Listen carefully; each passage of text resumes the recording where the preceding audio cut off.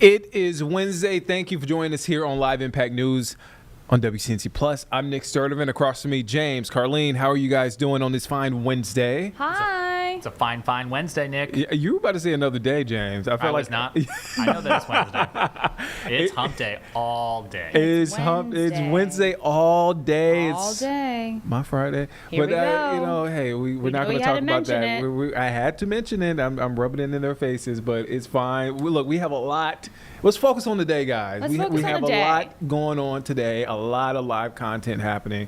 A lot of great content happening. We have an interview with Attorney General Jeff Jackson at the top of the hour. But we want to get to a bit of a breaking news, developing news story type of situation that we've been keeping an eye on for the past 10 minutes, 15 minutes or so. And this is it right here. This is in Washington, D.C.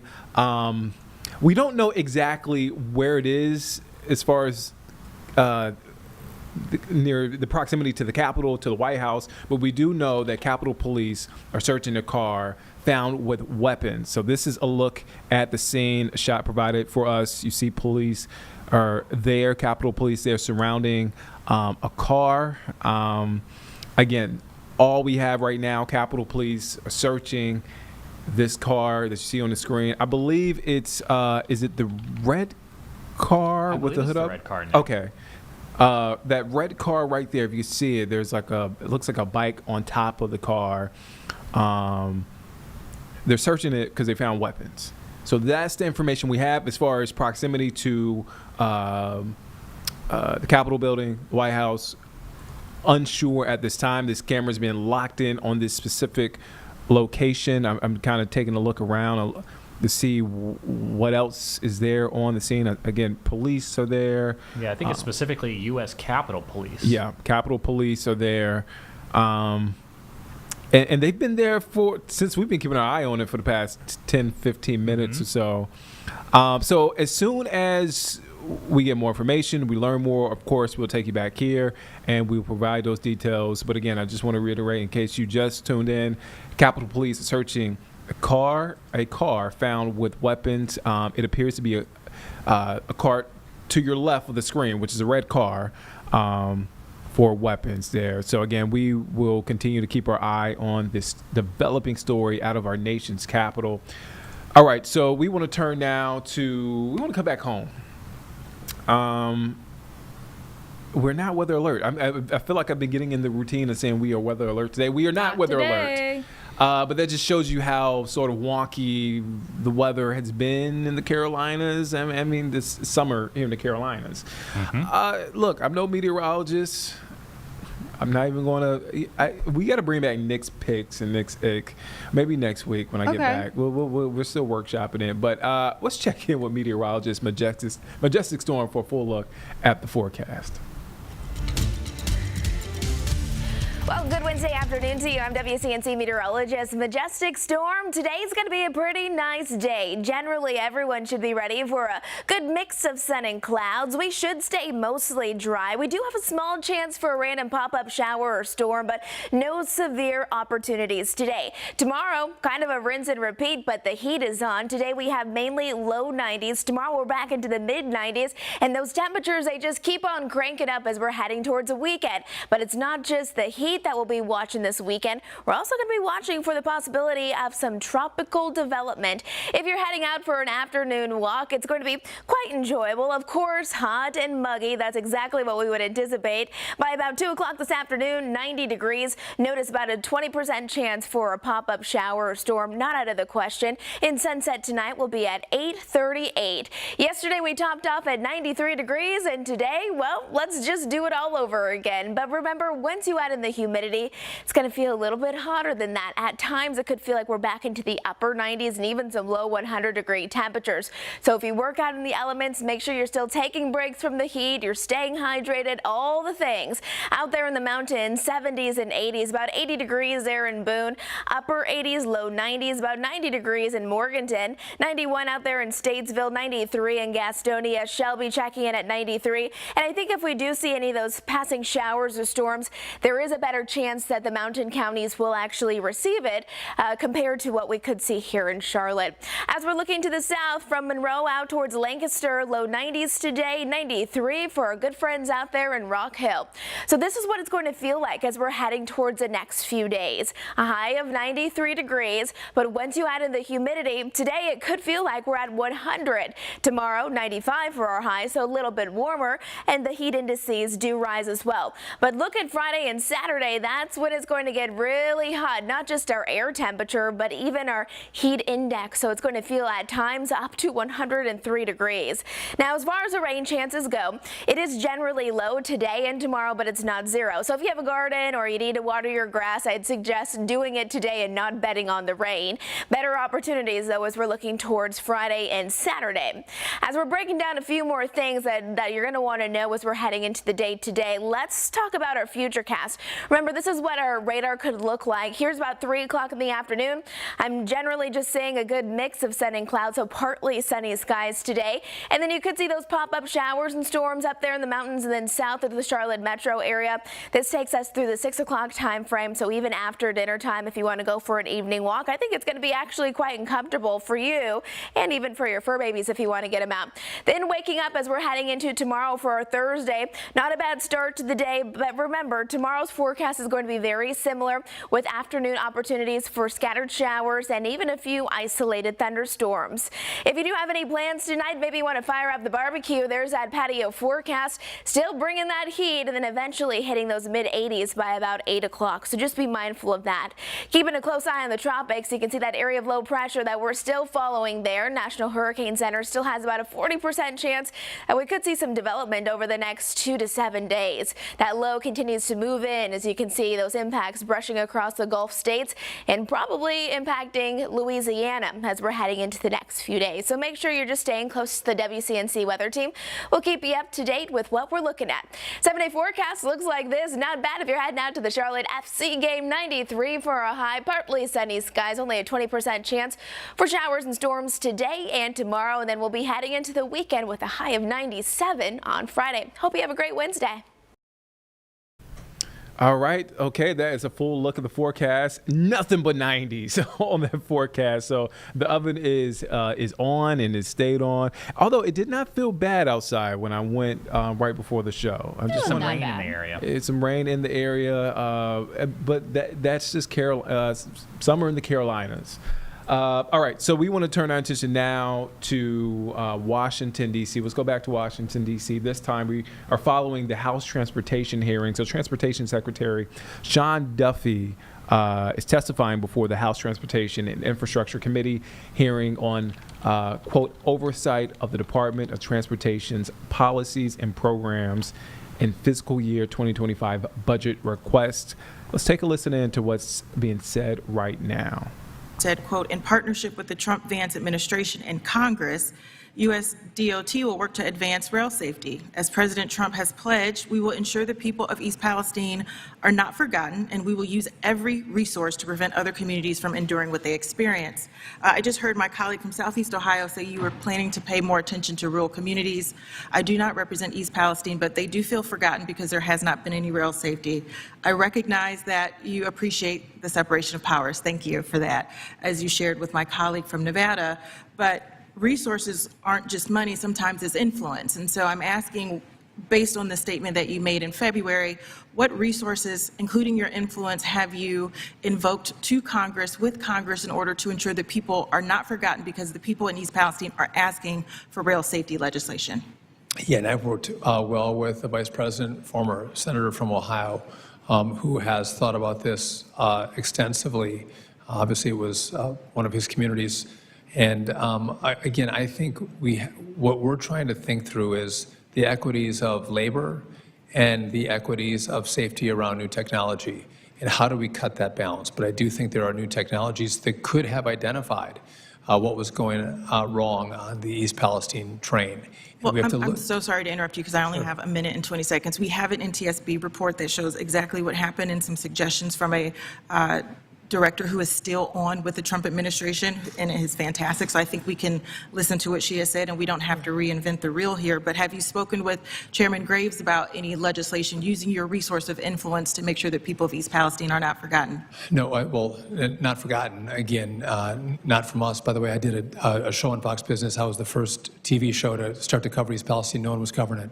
And I was one of the first ones to try to bring this to the national light. Mr. Secretary, is because that I do a yes care or about it. no? And again, what my point to you is we do have equities Mr. in Secretary, is that a rulemaking yes or no? authority. Have you spoken with Chairman Graves about About moving East forward? Palestine, I have not. Okay, thank you so much. That is very indicative and understands why we haven't seen anything in East Palestine. I'm going to move to air traffic.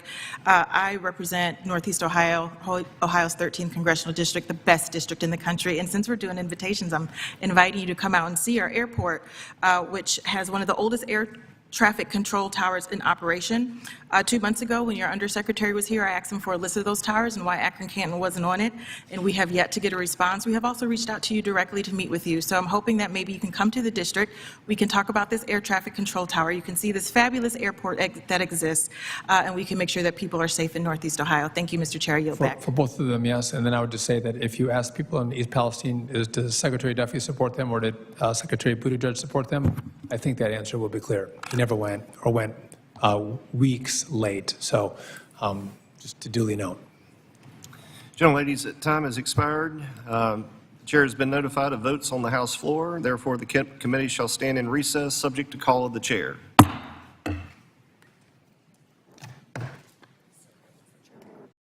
All right, so it looks like the transportation hearing just went into recess. We want to shift now here in South Carolina. So Kentucky Governor Andy Beshear is making, this is day one of him making a 2-day swing across South Carolina.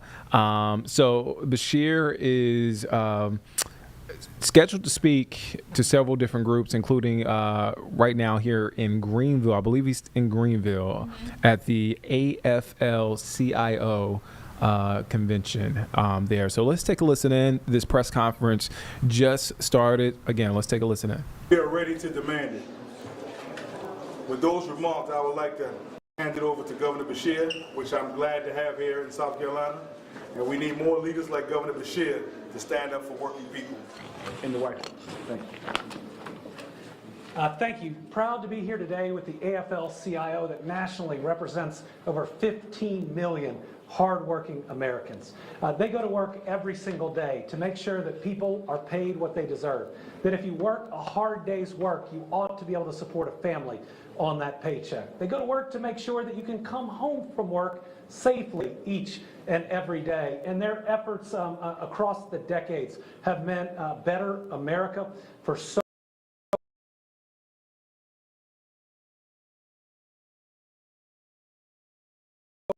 at the end of the week and at the end of the month. And this current Trump administration is only making it harder. At a time when costs are too high, Donald Trump's tariffs are making things cost that much more. They're making the next project that union labor would build cost that much more, and we're seeing many of them pause. At a time when people worry about paying for that next doctor's appointment, that big, ugly bill by President Trump is going to strip millions of Americans of coverage that they desperately need to stay alive and to stay healthy with their families. And what it's going to do to rural America is a flat betrayal, with hundreds of thousands of people losing their jobs and an impact to rural communities that's going to be absolutely devastating. I appreciate the AFL, its 60-plus unions standing up and speaking out, because they're not speaking out for Democrats or for Republicans. They're speaking out for all Americans, simply wanting a better way of life for those that are willing to work hard to be able to get ahead. You should be able to pay those bills at the end of the month and every now and then take your family on a vacation. I think that's what the American people are crying out for, and that's what we're working every day to deliver.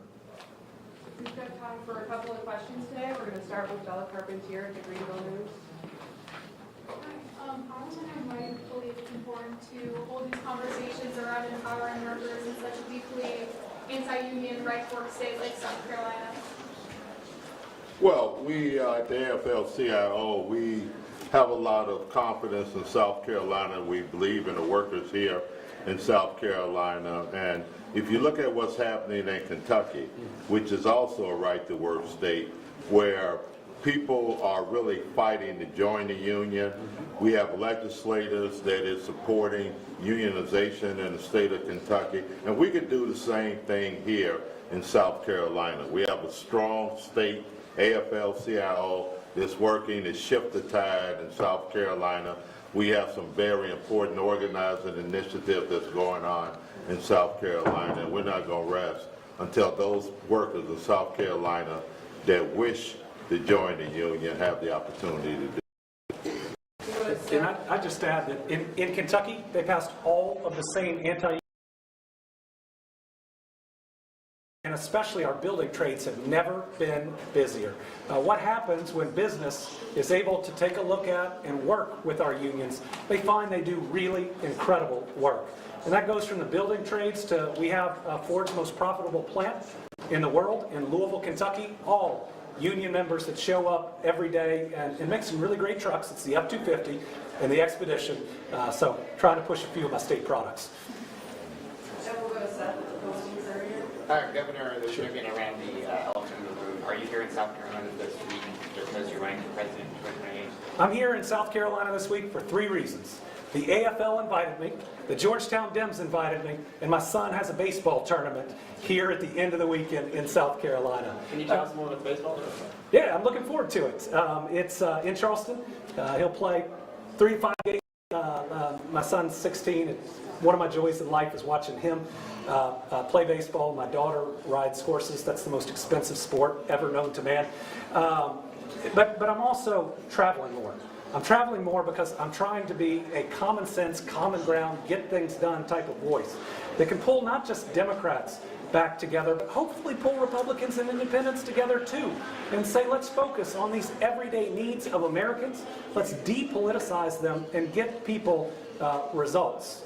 My focus is that this year. Next year I'm head of the Democratic Governors Association. And because of these very painful Medicaid cuts, we're going to win in a lot of places that people don't expect. And South Carolina Public Radio? Well, speaking of 2028 in South Carolina, should South Carolina remain first on the presidential nominating calendar?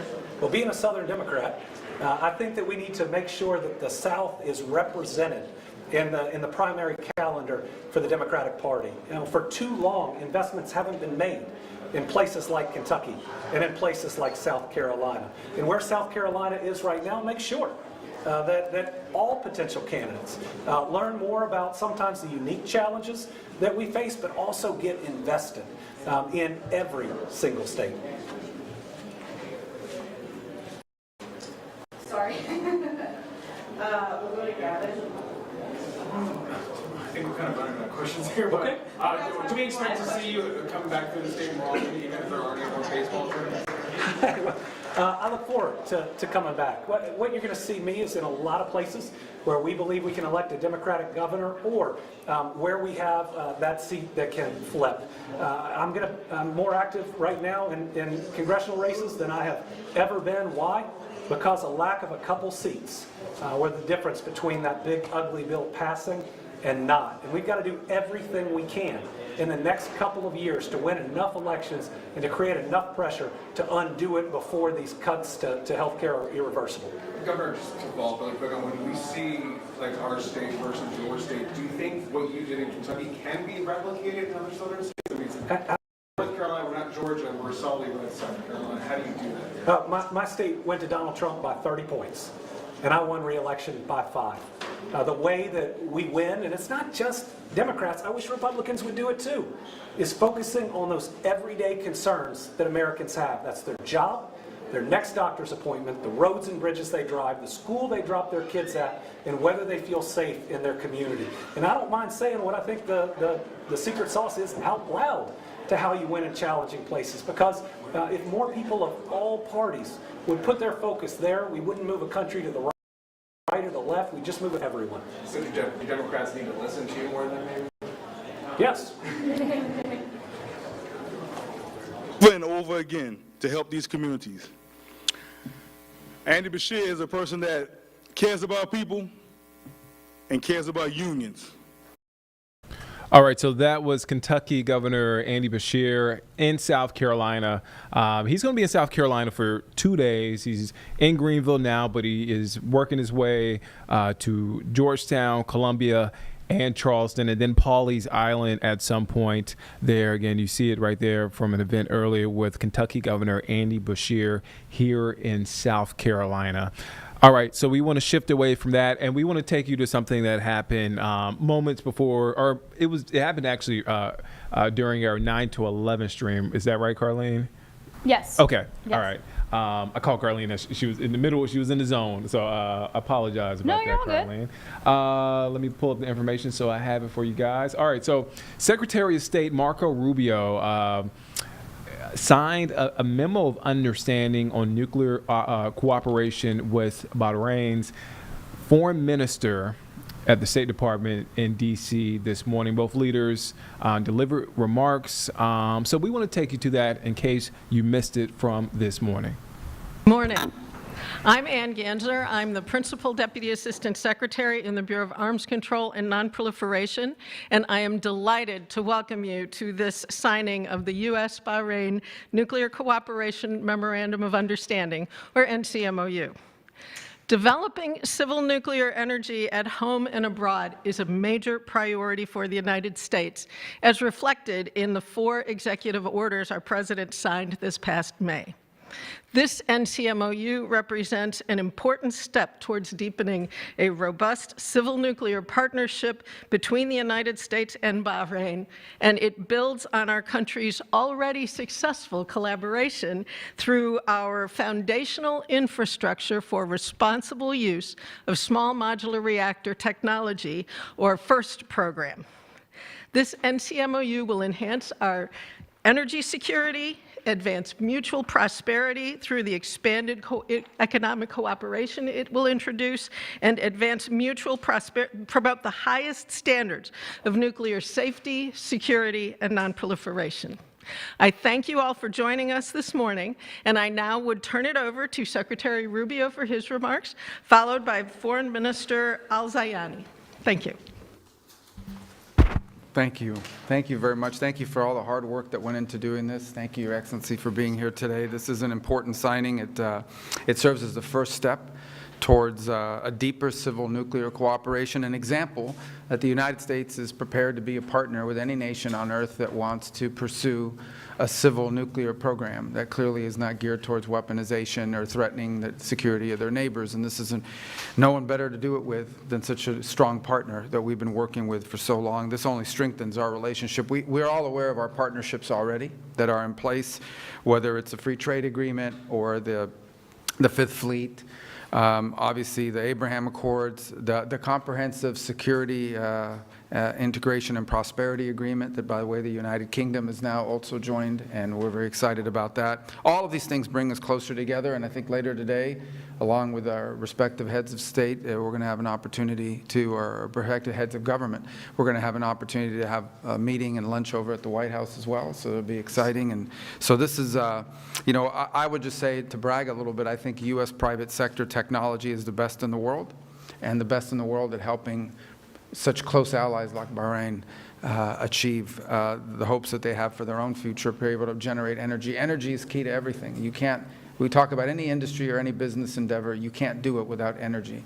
And this is an exciting new technology that we hope to be sharing with many of our partners, but what this is among our closest in the world, and so we look forward to collaborating and building a civil nuclear capacity with you together and through U.S. companies and through your companies, and we're excited about the opportunity to be here. Welcome to Washington, and hopefully we'll be seeing each other many, many more times. Well, we'll see each other later today, and then we'll see each other at many other times as well. So thank you so much, Your Excellency. We appreciate it. Thank you, sir.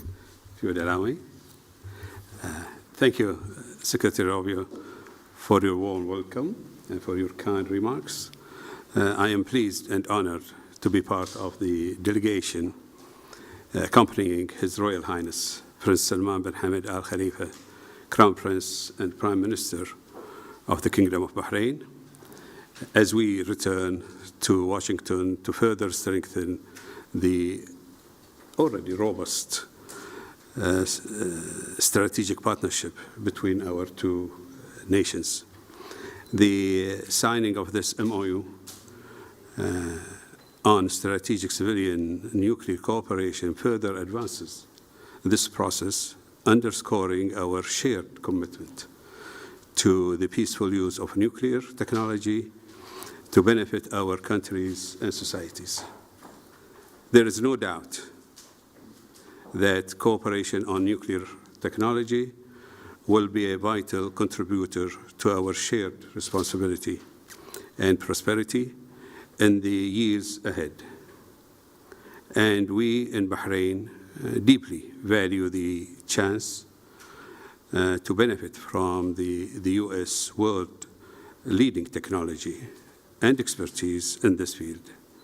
Further, signing this MOU reinforces our two countries' determination to prevent the proliferation of nuclear or other weapons of mass destruction as an essential element of regional security. Under the leadership of His Majesty King Hamad bin Isa Al Khalifa, and with the support and guidance of His Royal Highness the Crown Prince and Prime Minister, the Kingdom of Bahrain stands shoulder to shoulder with the United States in seeking stability in the Middle East. And I want to restate our strong appreciation and backing for President Donald Trump's tireless work towards achieving ceasefires, building confidence, and ultimately achieving a secure region in which all its peoples can live in peace and prosperity. Secretary Rubio, today's MOU is a further step forward for our two countries, demonstrating once again close, effective cooperation and the values of it. I look forward to working with you, sir, to implement the MOU's provisions and to ensuring that our countries and peoples can fully benefit from its potential and opportunities in the years ahead. Thank you once again, Secretary Rubio. Thank you, sir. Mr. Secretary, Foreign Minister, I invite you to sign the NCMOU.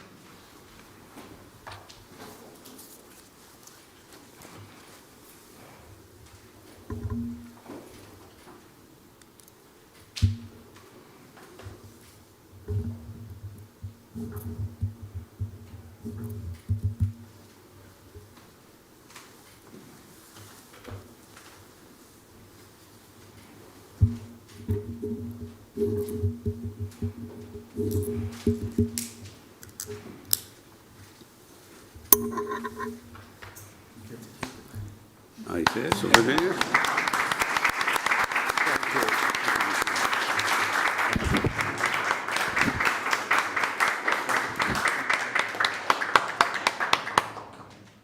Mr. Secretary, any comments on the Israeli strikes on Syria today? We're going to be working on that issue as we speak. I just got off the phone with relevant parties. We're very concerned about it. Hopefully we'll have some updates later today for you. We're very concerned about it. We want it to stop. Thank you for joining. I'm sorry, we want the fighting to stop because we had a ceasefire overnight. It broke down again. So we're talking to both sides, all the relevant sides on this, and hopefully can bring it to a conclusion. But we're very concerned about it. Thank you for joining us today. This concludes our ceremony.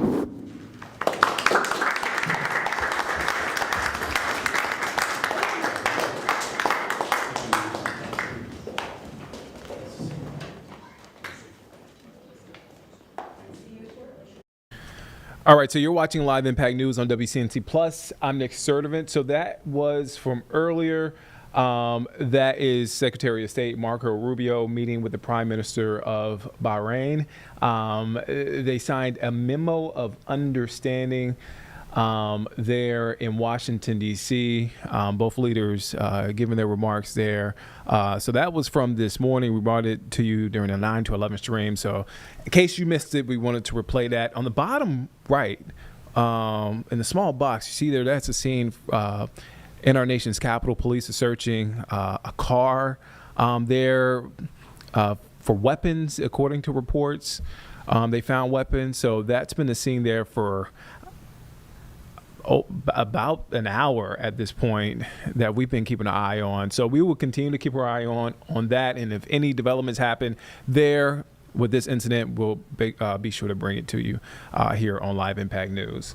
All right, so let's switch gears right now. So we got this into our newsroom before we got on the stream, but it's regarding a lawsuit. So North Carolina Attorney General Jeff Jackson filed a lawsuit against FEMA for canceling a federal program.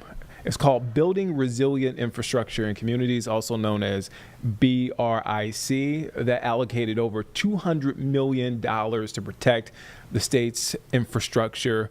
The cancellation, according to Attorney General Jeff Jackson's office, affects critical infrastructure projects, including water and sewer services, which have been damaged by storms. I want to bring in live on the show Attorney General Jeff Jackson. Attorney General Jackson, thank you for your time this afternoon.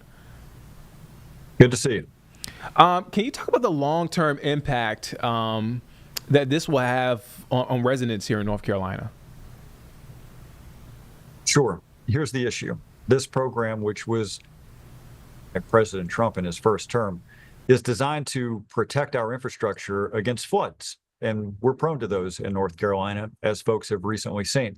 So a lot of this is about taking some critical infrastructure like pump stations, sewer lines, and moving them up above the floodplains. We have over 60 of these projects in North Carolina for which funding was designated.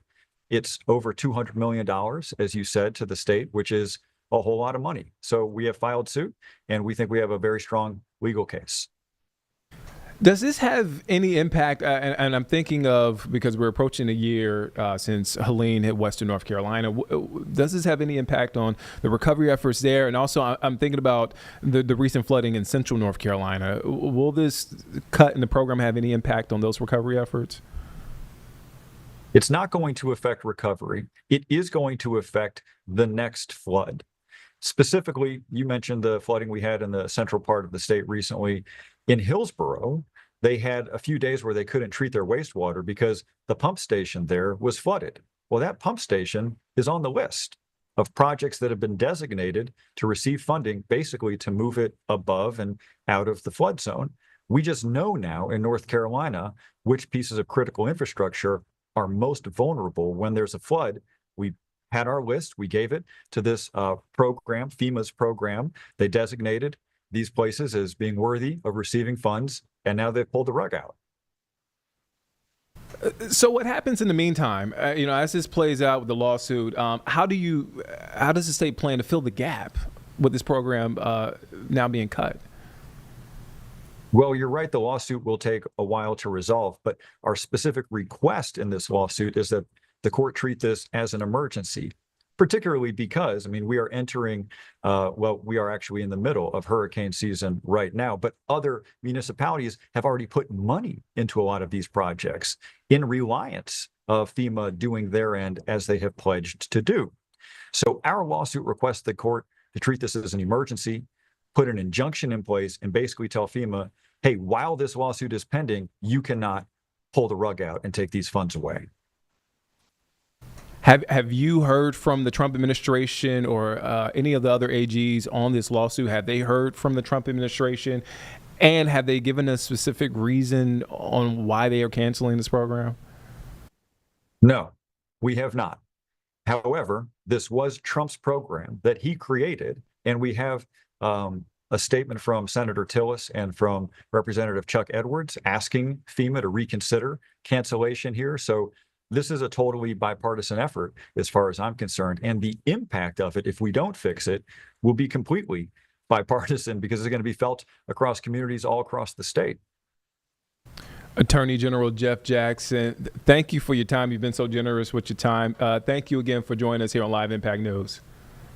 Thank you. Take care. And again, you guys, that is Attorney General Jeff Jackson there giving us his response after, again, we got the information about the lawsuit impacting that, regarding that federal program that would impact infrastructure here in North Carolina. And again, so James pointed this out, and I want to make sure I point this out as well. Scrolling down as far as impacts, those local projects, those key projects here that will lose funding from the BRIC program. So in Salisbury, and James, chime in just to give some more context if you can. So in Salisbury, $22.5 million to relocate a flood-prone pump station on the Yadkin River, with the city having already invested $3 million locally. And so that's right. Yeah, we have those numbers on the screen right there. And as you just heard from the Attorney General, some of these local jurisdictions had already invested money into some of these projects. So I think in their news release, Nick, as you cited, this was one of them. And so this is actually the whole list that they sent out. We put them on a little bit of an easier to read graphic, but you can see how many. It's a lot. Just to show you how many. Citing, and also Gastonia, $5.9 million to restore creek banks and move sewer lines to prevent flood damage. And again, a lot of this, I know I asked about current recovery efforts, but a lot of this is preventative things for the next storm, as Attorney General Jeff Jackson weighed in. For a lot of folks, that next storm was Tropical Depression Chantal, as it hit central North Carolina. And we showed you those images in that video from the flooding in Durham County, Orange County, and so on there, in even Alamance County, which is close to my I know you just hometown. talked to the State Attorney General about this, Nick, but if I punch that list back up on the screen, Hillsborough, which we know was hit hard by Chantal and a lot of the recent floodings, was awarded $5.8 million, according to the Attorney General's office, for the river pumping station. And so that is probably one of those key projects that we're seeing kind of in live time, Nick, where these projects are meant to mitigate or build resilience against floods, whether they be from tropical storms or just these training thunderstorms that we know that community has been seeing. Yeah, so this is a story that we will continue to track and keep our eye on. I know James will. James is a resident weather guy here. Don't forget to join us nightly at 6:30. That is I'm glad you brought that up. Can you please say that again for the people in the back at 6:30? For you all the way back there, wherever you're watching WCNC Plus right now, we hope you come back at 6:30 tonight for our live weather impact show. We talk about topics just like this in addition to live time weather.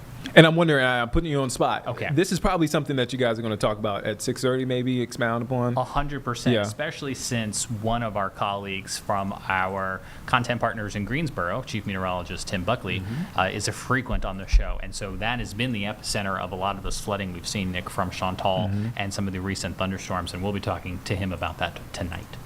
You don't want to miss it. Such an interesting show. All right.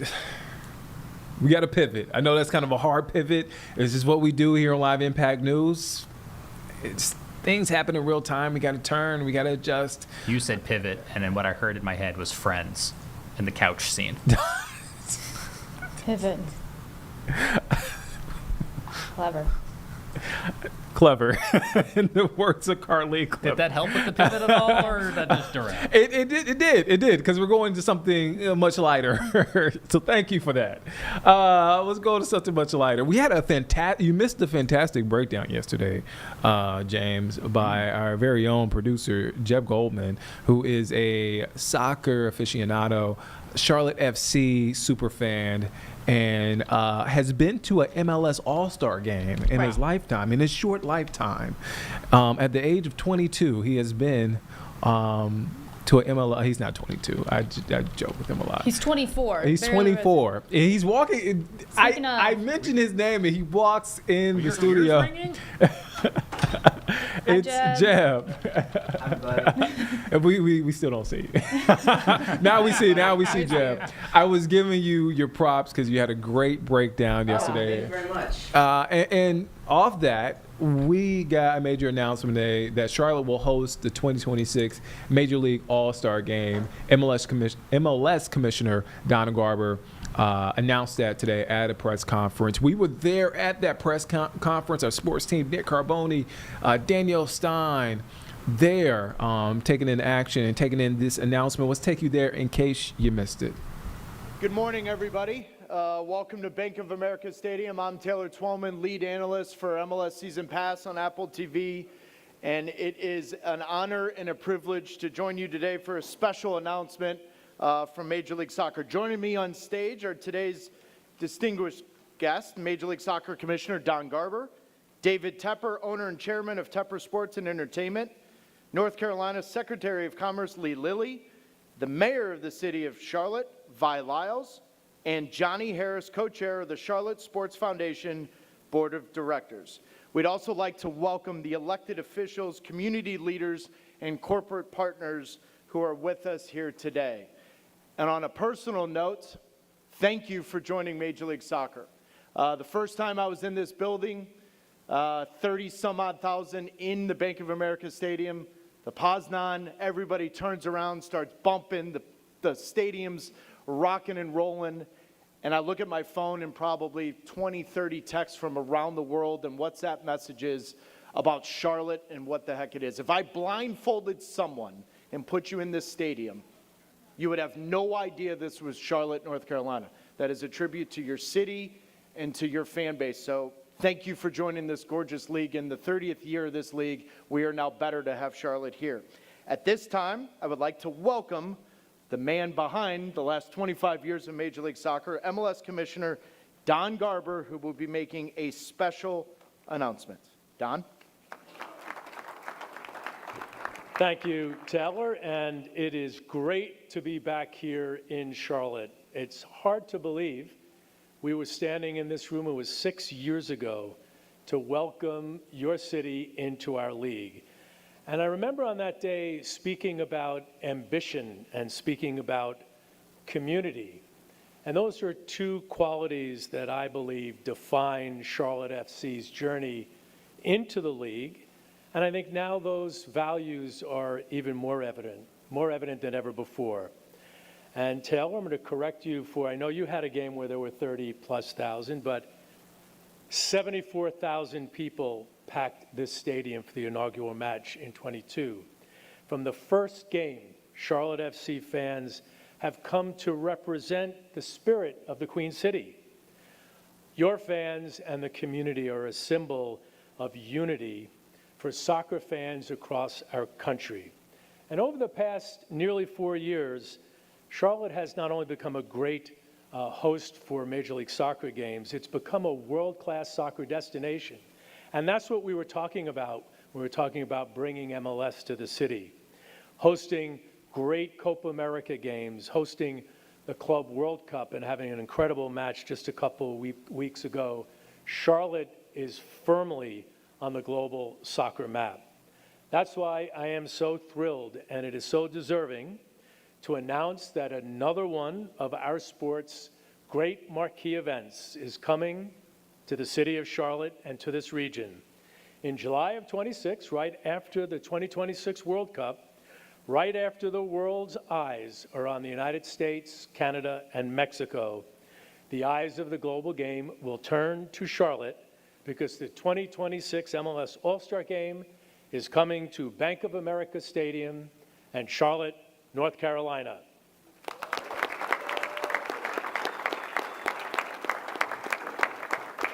As you know, our All-Star Game will be broadcast around the world in over 100 countries on MLS Season Pass on Apple TV. But it will go beyond just the game itself. Charlotte will host a week-long series of festivities, activities, and celebrations of the sport, including our All-Star Skills Challenge, our Soccer Celebration Fan Festival, and programs that serve and, very importantly, honor the community here in this great city.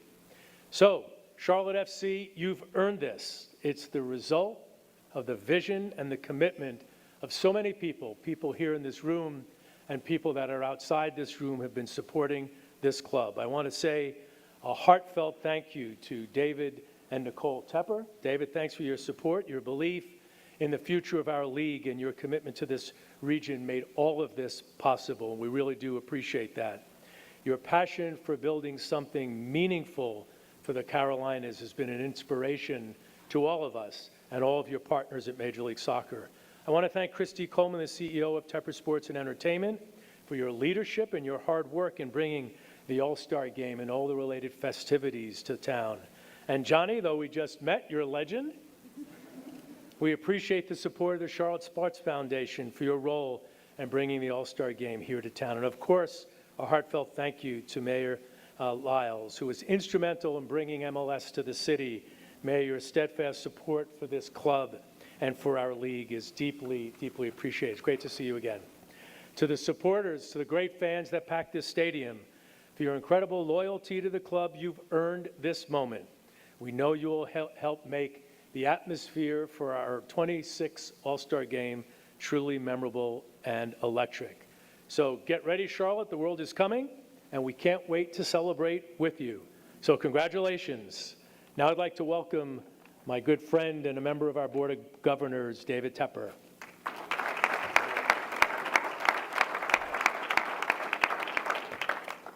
Well, it just seemed like a little while we had the head of FIFA here talking about the Club World Cup that we just had in Charlotte with 70,000 fans with Real Madrid. You know, this is a soccer city. Let's make no mistake about that. Before I get started, I just want to thank Commissioner Garber for coming here today and making this great announcement. Secretary Lilly for your support.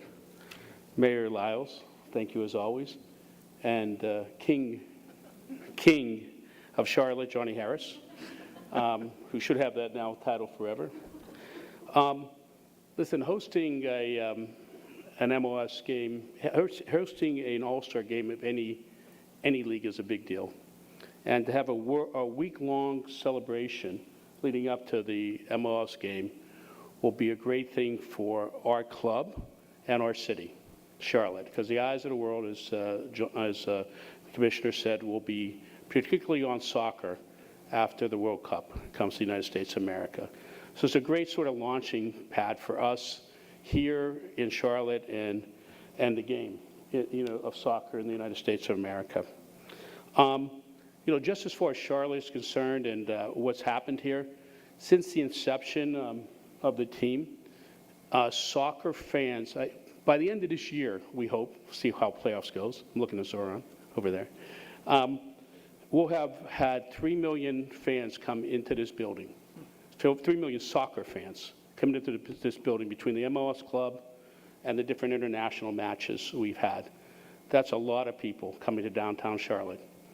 And listen, it's a great testament to what Charlotte can be and what it is. The history of soccer, by the way, just did start with us. There was a team back here, and I just want to mention they're not in this room, I don't think, but they were just in the room before I was meeting these guys, from the Charlotte Lightning, which was a team here in 1981.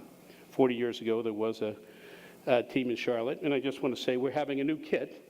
This will be the crown. This color will be, there's a few other things. We have a whole kit, and you'll see the shirt later on stage here, I think.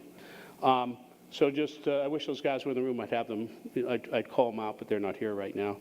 I just want to thank them for being here just in general. As I was saying, the week All-Star Week is an exciting week. It's an exciting week of what comes in here, an exciting week for what happens in the community, and the week-long event. And as you all know, we, very much into community and things we can do for the community. Since we've had this team, we've fostered, I don't know who did this calculation, but it's here on this piece of paper. They say 20 million minutes of grassroots soccer programming in this city. That's a lot of minutes of soccer programming. And, we have 14 mini pitches in Greater Charlotte that we put up. And we'll try to hit up the league for maybe a couple more before this is all done, so we'll see how that goes. Just in general, listen, we're just so excited to have this MLS game here, MLS All-Star game here, and we're really excited for what that brings next year to Charlotte, and I'm excited for soccer in general. Thank you.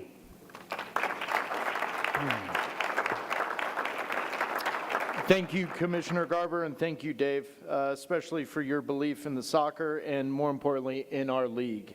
At this time, I'd like to welcome North Carolina Secretary of Commerce Lee Lilly, who is here on behalf of the North Carolina Governor, Josh Stein. Lee? Thank you, Taylor.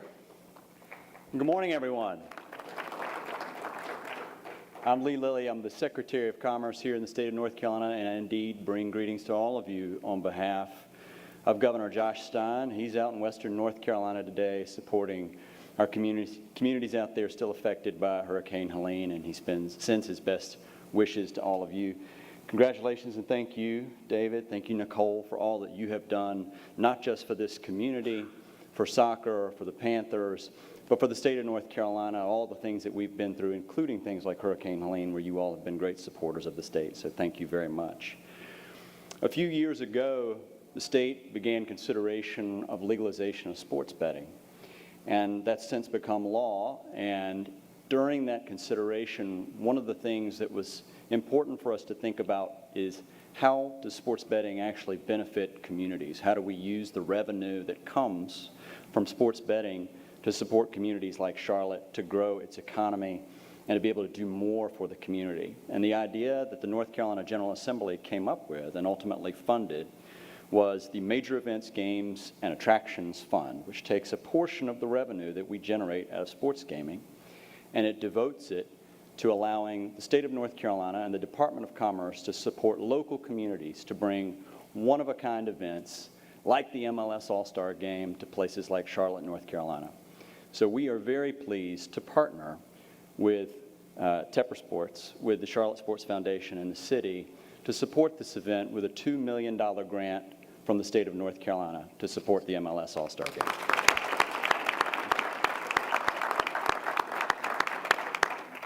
Because it's events like these one-of-a-kind sporting events that really draw unique attention to the state and to the region and provide so much economic benefit, not just for Charlotte, but for everyone in North Carolina. And it's part of the reason why we're lucky in North Carolina that just last week CNBC named the state of North Carolina the best state to do business in all of the United States. Third time in 4 years that we're the best state to do business. And it's because we have great business leaders, but it's really about our people. It's about the people that come to work here every day and at businesses all across North Carolina that we're the best state to do business. So we're happy to support this event. We're happy to be a part of it. I want to give great congratulations again to David, and thank you, MLS, for being here. Thank you. Thank you, Secretary Lilly. Next, I'd like to welcome a familiar face to many, Charlotte Mayor Lyles, for a few remarks. Mayor? Thank you.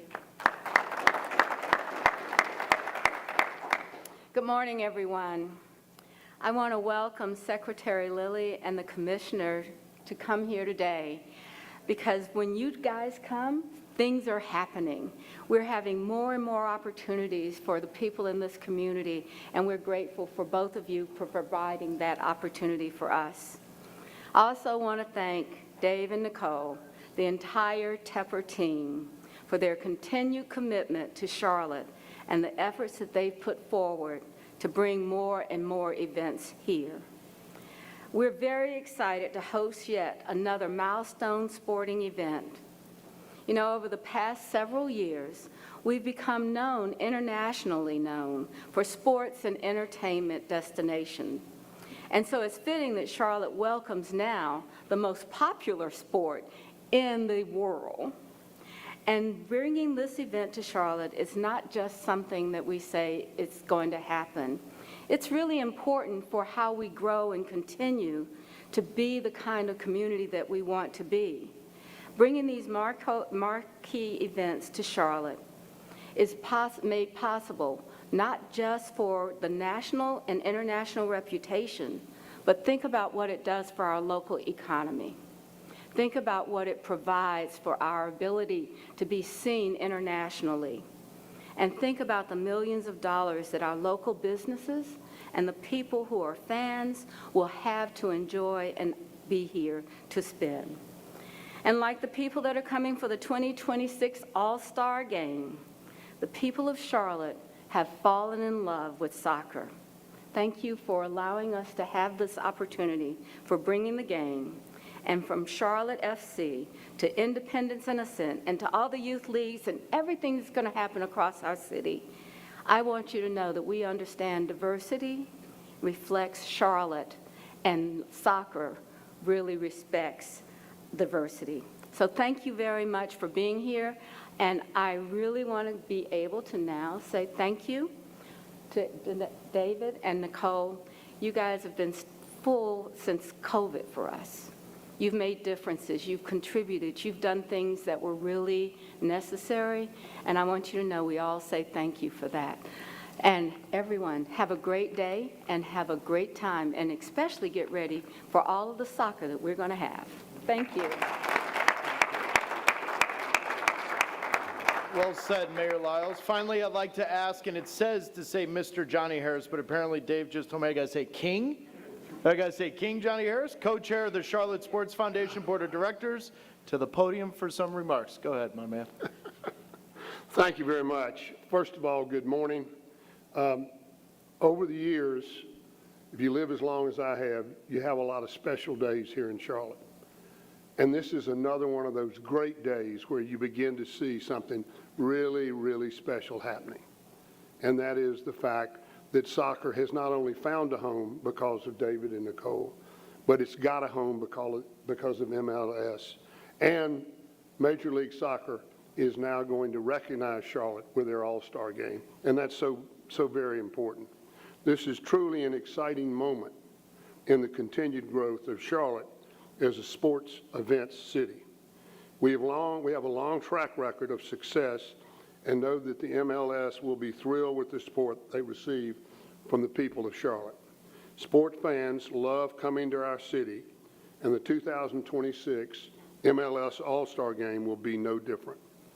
With our restaurants, our hotels, hospitality, and walkable uptown, we know that the fans, the players, and the entire MLS community will have a first-class experience. By the way, said another way, you come to Charlotte because of the people of Charlotte, and that has not changed over the years. It's still one of the greatest places to come in the world, and we look forward to having the world come here next summer. I also want to say one other thing. Things happen and you don't realize it, and many of you sitting here today don't understand the sports fund that was created by the legislature through the funds from off-site betting. And I want you to understand that was a fight. There were a lot of people in this room who had a lot to do with that law becoming something that we now have the benefits from. And an event like this is the perfect example of how the state of North Carolina can partner with local people, particularly ones that are as organized and as strong as Tepper Sports, and attract special events. We're very fortunate to have that. Going forward, there'll be other events that we can host and do. I'm sitting here looking at Krista and Nicole and thinking about maybe a draft, maybe a Super Bowl, maybe whatever. It doesn't, I didn't look back at Dave because I know what he thinks. It's going to all come, so anyway. But I want you to know the Charlotte Sports Foundation is grateful for the opportunity to be part of the team to help host the game. Earning this game is a testament to the strong teamwork between the Charlotte Sports Foundation, Tepper Sports and Entertainment, the state of North Carolina, the city and county government, and the countless other partners who joined with us to make this happen. So please join me today and commit to making next year's MLS All-Star Game the best ever. Thank you very much.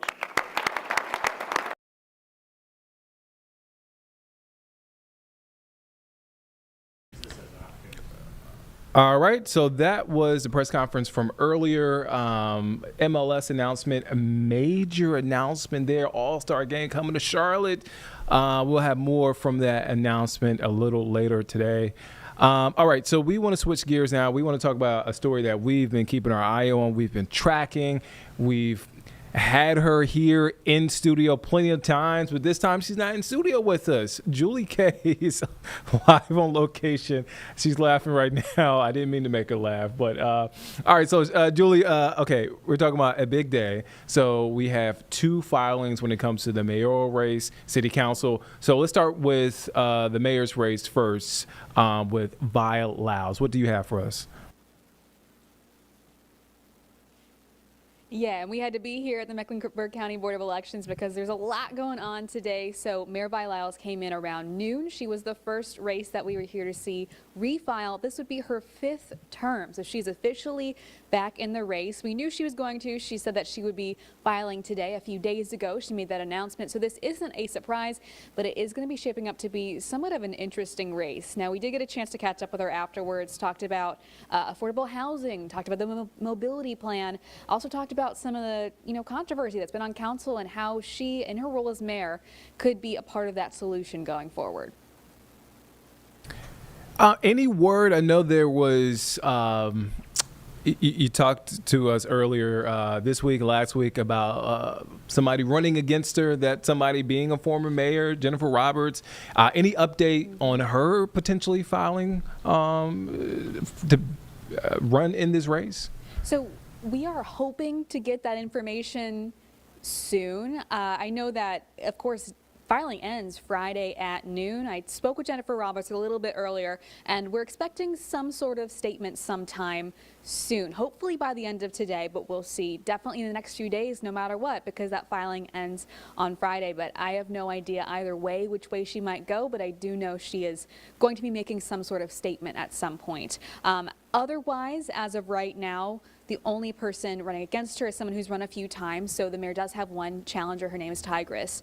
But of course, if former Mayor Jennifer Roberts jumps in this race, if that's what she decides to do, that would make this really, really interesting. Mayor Vi Lyles, as I said, this would be her 5th term. Jennifer Roberts was mayor about over a decade ago now, and so it'll be interesting to see what that discussion is like. Obviously, these two people know each other. Mayor Vi Lyles was asked about that, and she said, the tweet that Mayor Roberts sent out, I got a good laugh over it. You just got to find joy in this work. You can't, sweat small things too much. So didn't really give any indication either way whether or not she thought Jennifer Roberts would hop in, but I'm really hoping we get that information today, Nick. Interesting stuff there. Okay, let's move on to City Council. Tijuana Brown filing today. Did she talk? And if so, what did she say? So Tijuana Brown definitely had less to say than Mayor Vi Lyles did. She came in about 30 minutes after around 12:30 and just left a little bit ago. Of course, she was, saying the same thing she's always said. Her chance, when we fight, we win. She's made it very clear throughout this entire process that she's not going to let that federal indictment charge hang over her head. She's going to fight the charges and stay on council as long as she can. So she officially filed today. She was surrounded by friends, family, a big group of people, but she did say she was not interested in answering any questions. Of course, the media, all the news stations, the papers have been covering this federal indictment. Again, she is accused of misusing thousands of dollars worth of COVID PPP loans that was supposed to be for her business or nonprofit.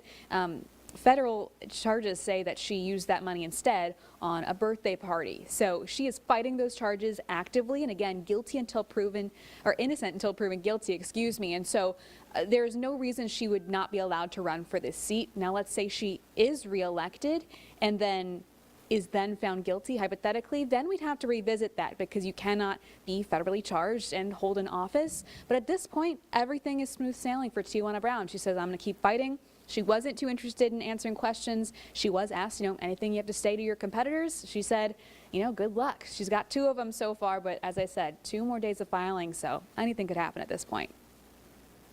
As you said, anything can happen, and that's Julie Kay covering all things politics. Julie, thank you for your time. You can catch Julie at 5 and 6 o'clock this evening. Again, Julie covering everything politics. Julie, thank you again. All right, so that's Julie Kay there.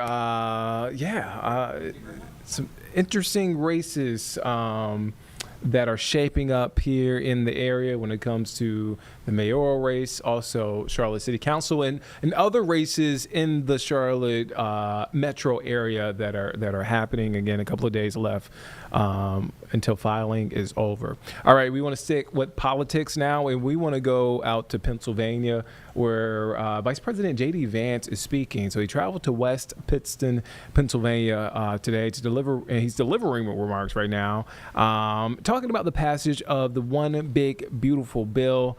And basically, that's the president's tax and spending law that he signed into law on July 4th weekend.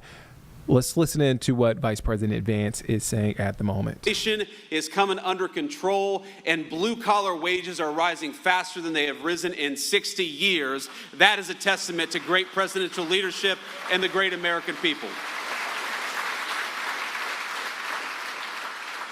And we're just getting started, my friends. The passage of the Big Beautiful Bill. Now, of course, the mainstream media, the corporate press, doesn't like what we accomplished. It doesn't like what we did. But let me just talk a little bit about what this bill, about what this legislation means for you and your family. And there are a few different things, a few different ways in which I think this will be transformational for the American people. You heard Kelly talk about this a little bit.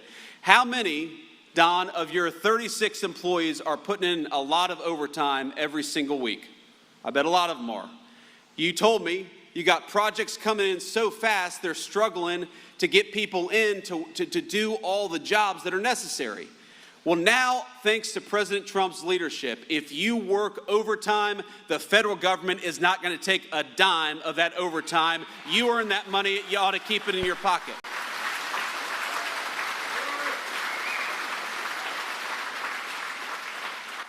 And while we're on that topic, why is it? You know, the Big Beautiful Bill was about taxes, it was about spending, it was about investing in America's future. But one of the most important things the president's doing and working on, it doesn't get nearly the headlines, is asking, why is it that we force every single young person to get a big chunk of debt at a four-year college or university? Why don't we give our young people more options? Because if we did, a lot of them would come and work at Don's machine shop. And that would be good for them, and it'd be good for American workers. You know, we think it's fine. If you want to go to college, go to college. There's a lot of opportunity out there. But if you want to work with your hands, if you want to build something, if you want to build a house, build a bridge, make one of these incredible orders that comes into this small business right here in northeastern Pennsylvania, your government should not be forcing you to do what elites in Washington want you to do. You ought to be able to chart your own course and your own career path, and the Trump administration is going to fight for that.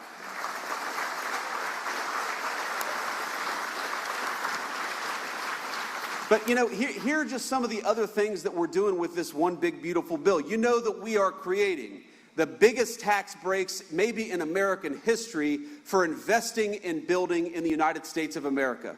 So if you're a small business, if you're a medium-sized business, if you want to invest in American workers, we are going to make it so you pay less taxes. Invest in Americans and your government ought to reward you. Isn't that common sense?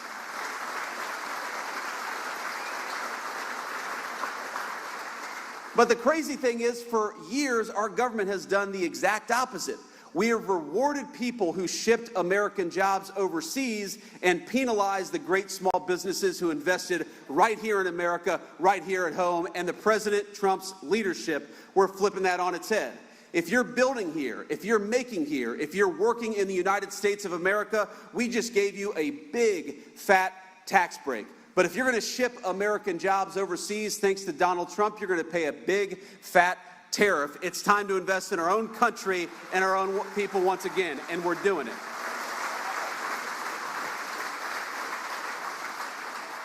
And here's the crazy thing. While we worked so hard, without a single Democrat in Congress supported this legislation, we worked so hard to get this legislation passed, to cut your taxes, to prevent big tax increases, to make it easier to save and invest right here in this great country that all of us love. Would you believe that the Democrats, they are attacking us every single day? And you know what their big line of attack is? Their big line of attack is that Donald Trump dares to put tariffs on foreign countries who try to bring their crap into the United States of America. And that's interesting to me, because Democrats seem to like everything that increases taxes. If you've got a health care problem, they'll say, well, just raise taxes, right? Health care costs in this country, we're working on it. They're way too expensive. Democrats will say, well, just raise taxes. We got not enough people working. Democrats will say, just raise taxes. That's their solution to every single problem. But you know, the one group of people in the entire world that they don't seem interested in penalizing, it's foreign countries that take advantage of this country, and that's got to stop. Part of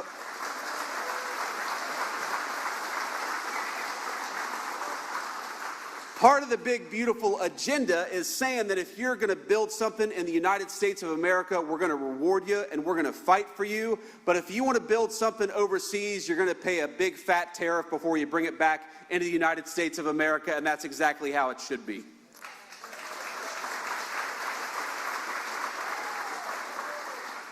For the first time, really in my lifetime, I'm 40 years old, I turned 40.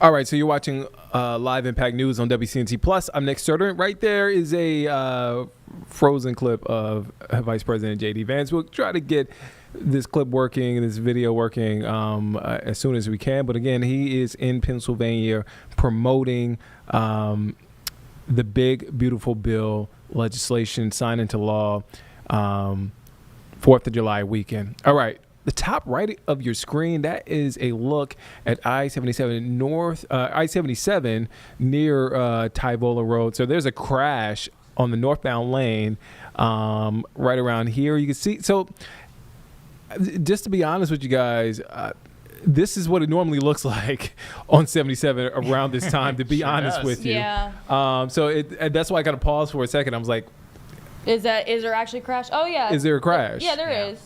It's behind that big It's sign. that sign right there. You can't see. Okay. You see those cars merging right kind of before the sign? Okay. I They're see getting it. out the way. I see it now. But that, honestly, this is typically what I-77 looks like. Yeah. So that's You're not wrong, Nick.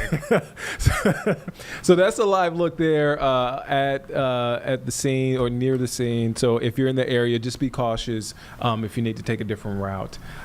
So we will continue to keep an eye on that. It looks like we're still working to get Vance. I think it's a perfect time to check in on weather. Yeah. Let's check in on our forecast. Another hot day. Look, it's summer in the Carolinas. So let's check in with meteorologist Majestic Storm with a full look at your forecast.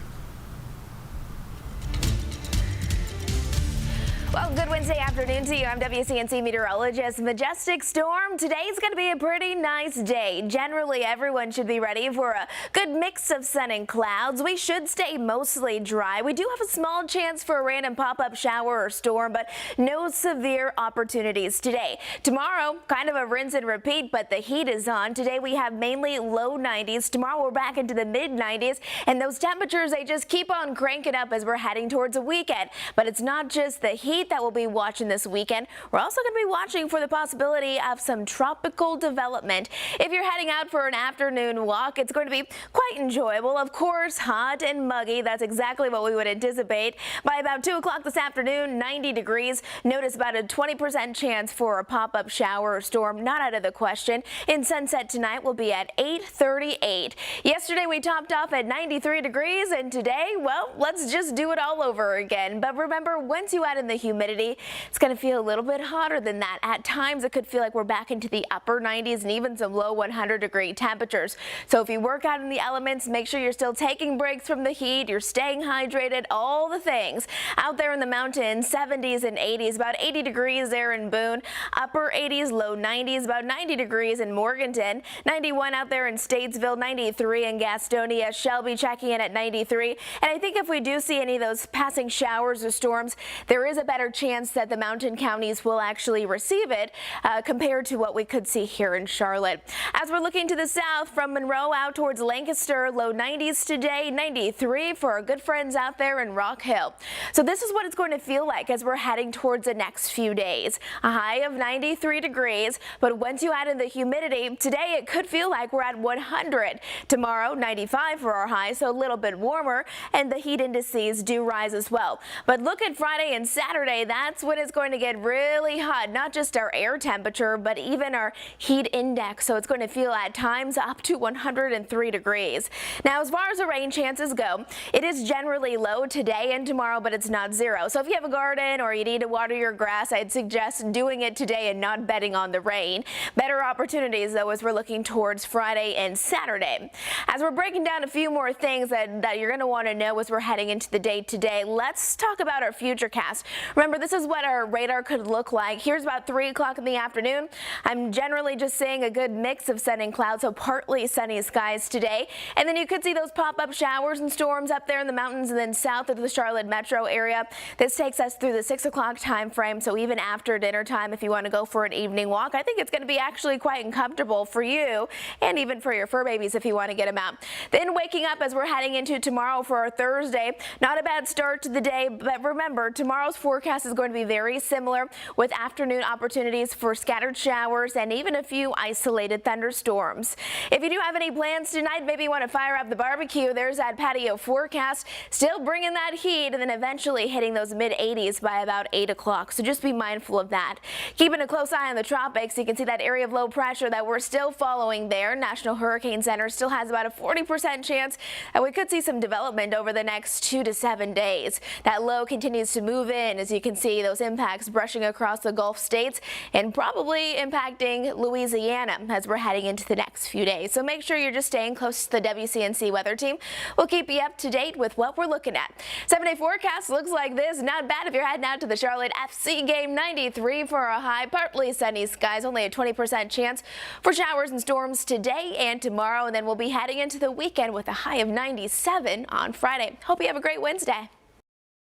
All right, so that is a look at your forecast. All right, so today we had some big news, and we talked about it yesterday, but we had the official announcement. Charlotte officially named host city of the 2026 MLS All-Star Game. Woo! Yes. MLS Commissioner Don Garber announced the game at a news conference in Uptown this morning. Our sports team was there. Very exciting stuff there. So Danielle Stein was also there, Nick Carboni there.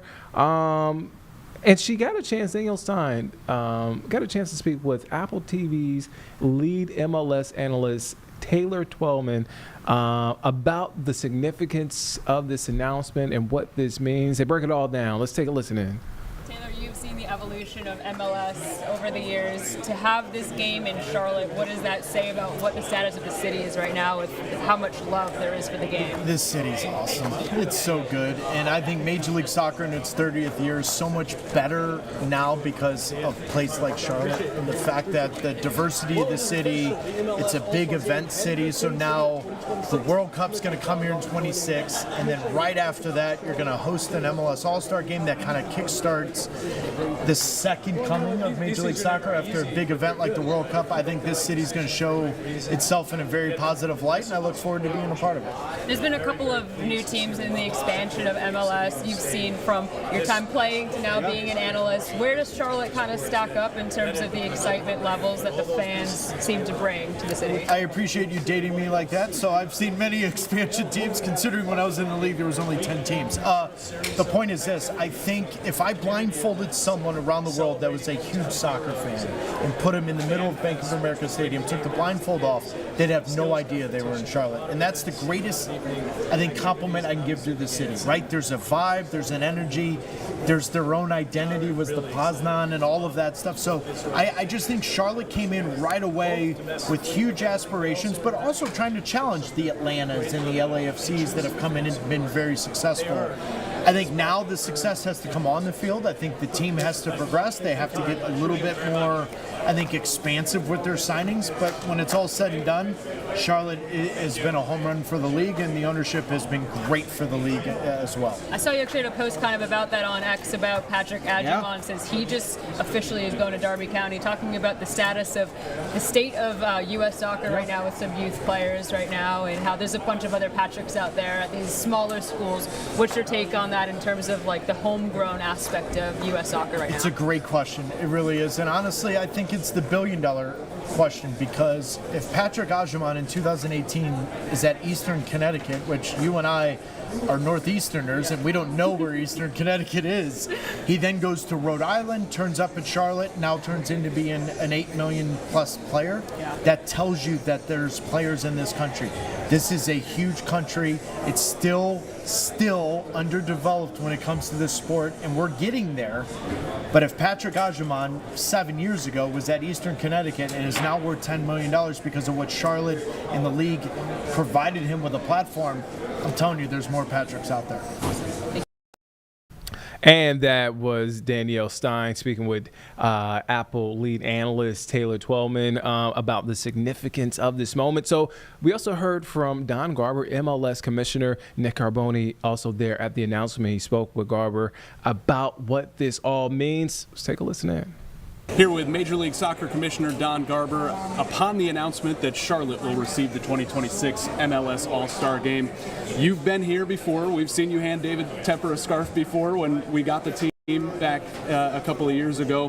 What has that partnership been like, and what have you seen from this franchise in this city when it comes to support for the last handful of years? We knew Charlotte would be a soccer city. You know, there was a time when MLS didn't have teams south of Washington, D.C., and here we are in Atlanta and in Charlotte and in Florida.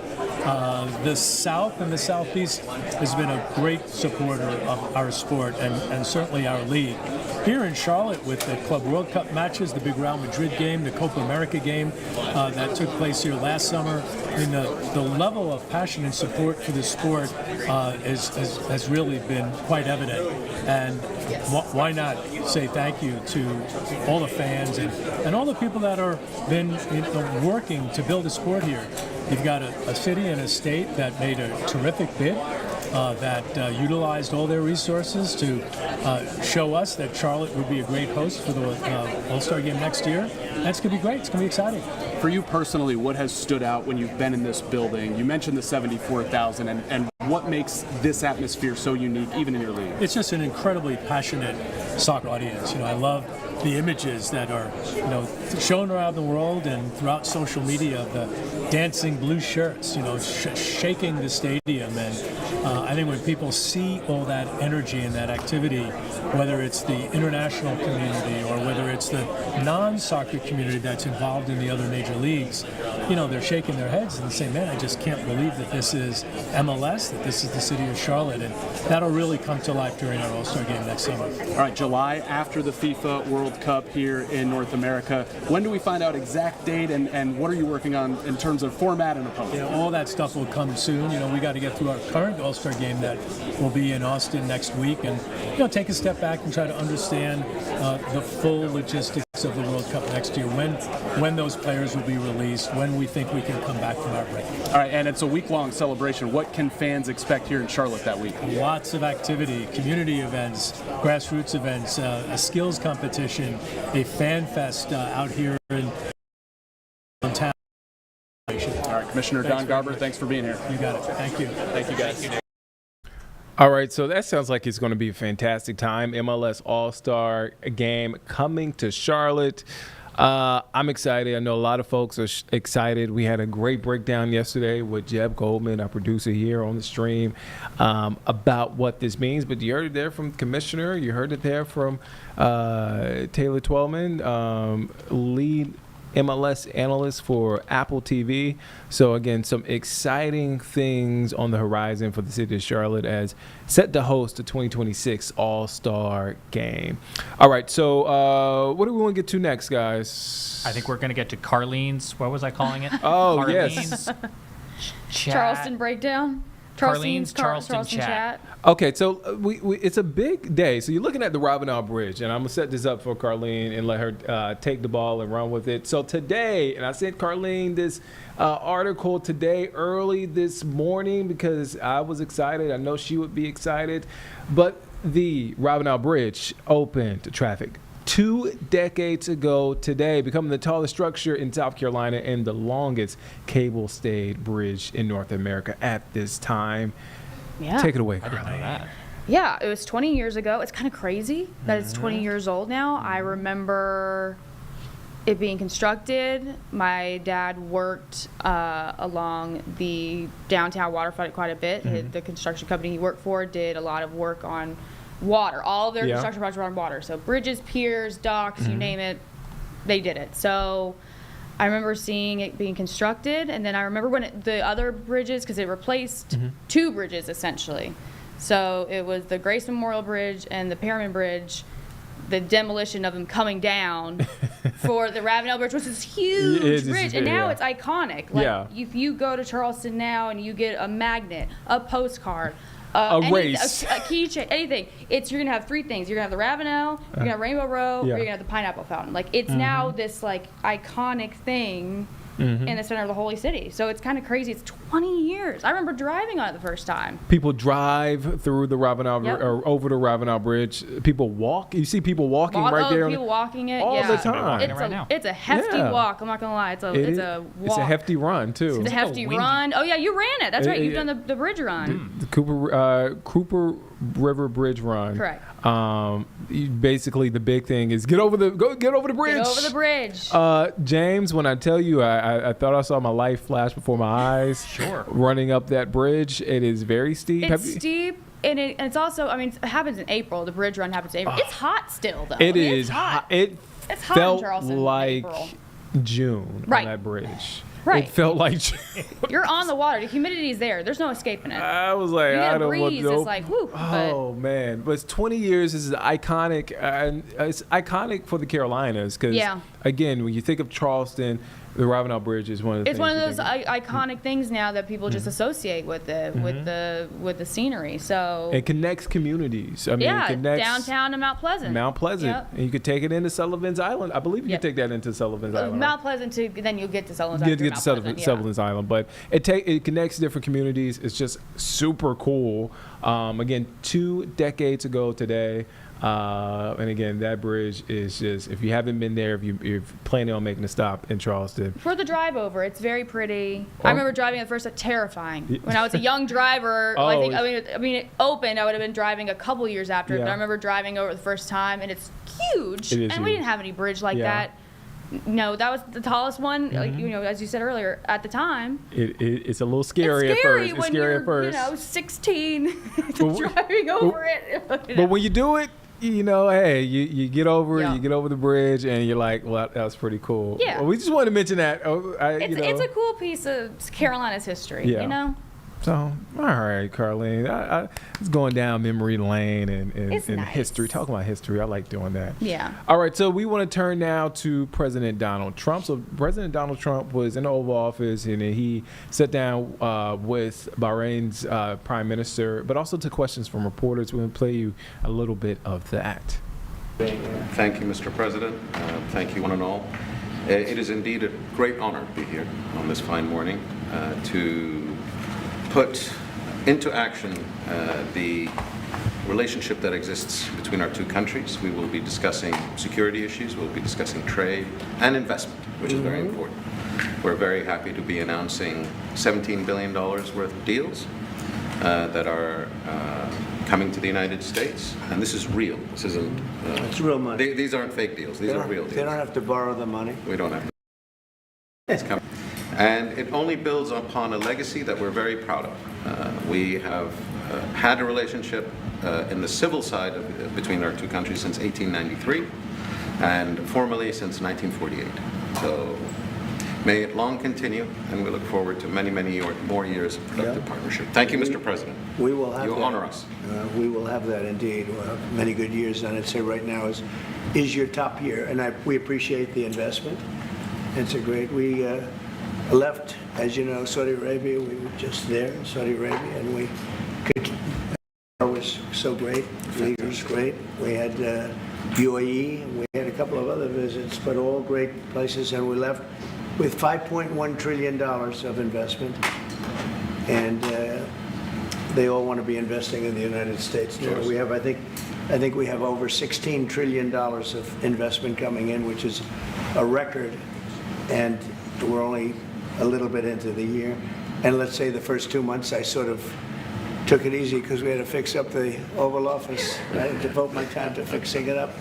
But no, we had to fix up our country. So we have, I think everyone is saying we have the hottest country now anywhere in the world. We were dead a year ago. We are a dead country. And now we have the hottest country anywhere in the world. And it's a great honor to have you here. Thank you, Mr. President. Any questions? Any comments on the developments in Syria at the moment? Well, I can comment. I think I'll ask Marco to say a few words on Syria. Yeah, it's complicated, obviously. These are long-time rivalries between different groups in the southwest of Syria, Bedouins, the Druze community, and it led to an unfortunate situation and a misunderstanding, it looks like, between the Israeli side and the Syrian side. So we've been engaged with them all morning long and all night long with both sides, and we think we're on our way towards a real de-escalation and then hopefully get back on track in helping Syria country and arriving at a situation there in the Middle East is far more stable. So in the next few hours, we hope to see some real progress to end what you've been seeing over the last couple hours. Mr. President, Jerome Powell. President Jerome Powell.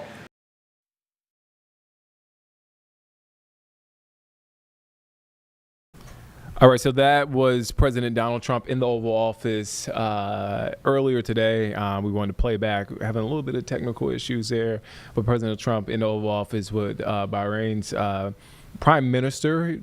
We're just getting to the point where he was getting a Q&A from reporters, answering a lot of questions there, as he usually does there in the Oval Office. All right, so we want to shift gears now. So today marks 2 years since Alicia Watts was last seen alive by her family in North Carolina. Her disappearance sparked an investigation that eventually resulted in the discovery of her body in a small town about 96 miles east of Charlotte more than a month later. I remember when we found the news, I was working in Raleigh at the time, and they sent me to Southern Pines, where she's from, her hometown. It was just very eerie in her neighborhood because she was well loved in that community, very active in her community, Alicia Watts.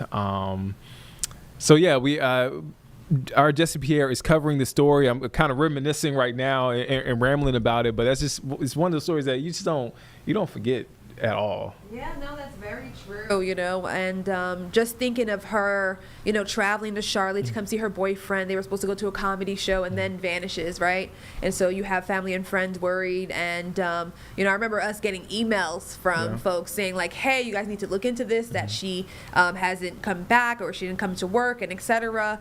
And then 2 days later, or a few days later, James Dunmore, he's the one who has been arrested and accused in her death and her murder.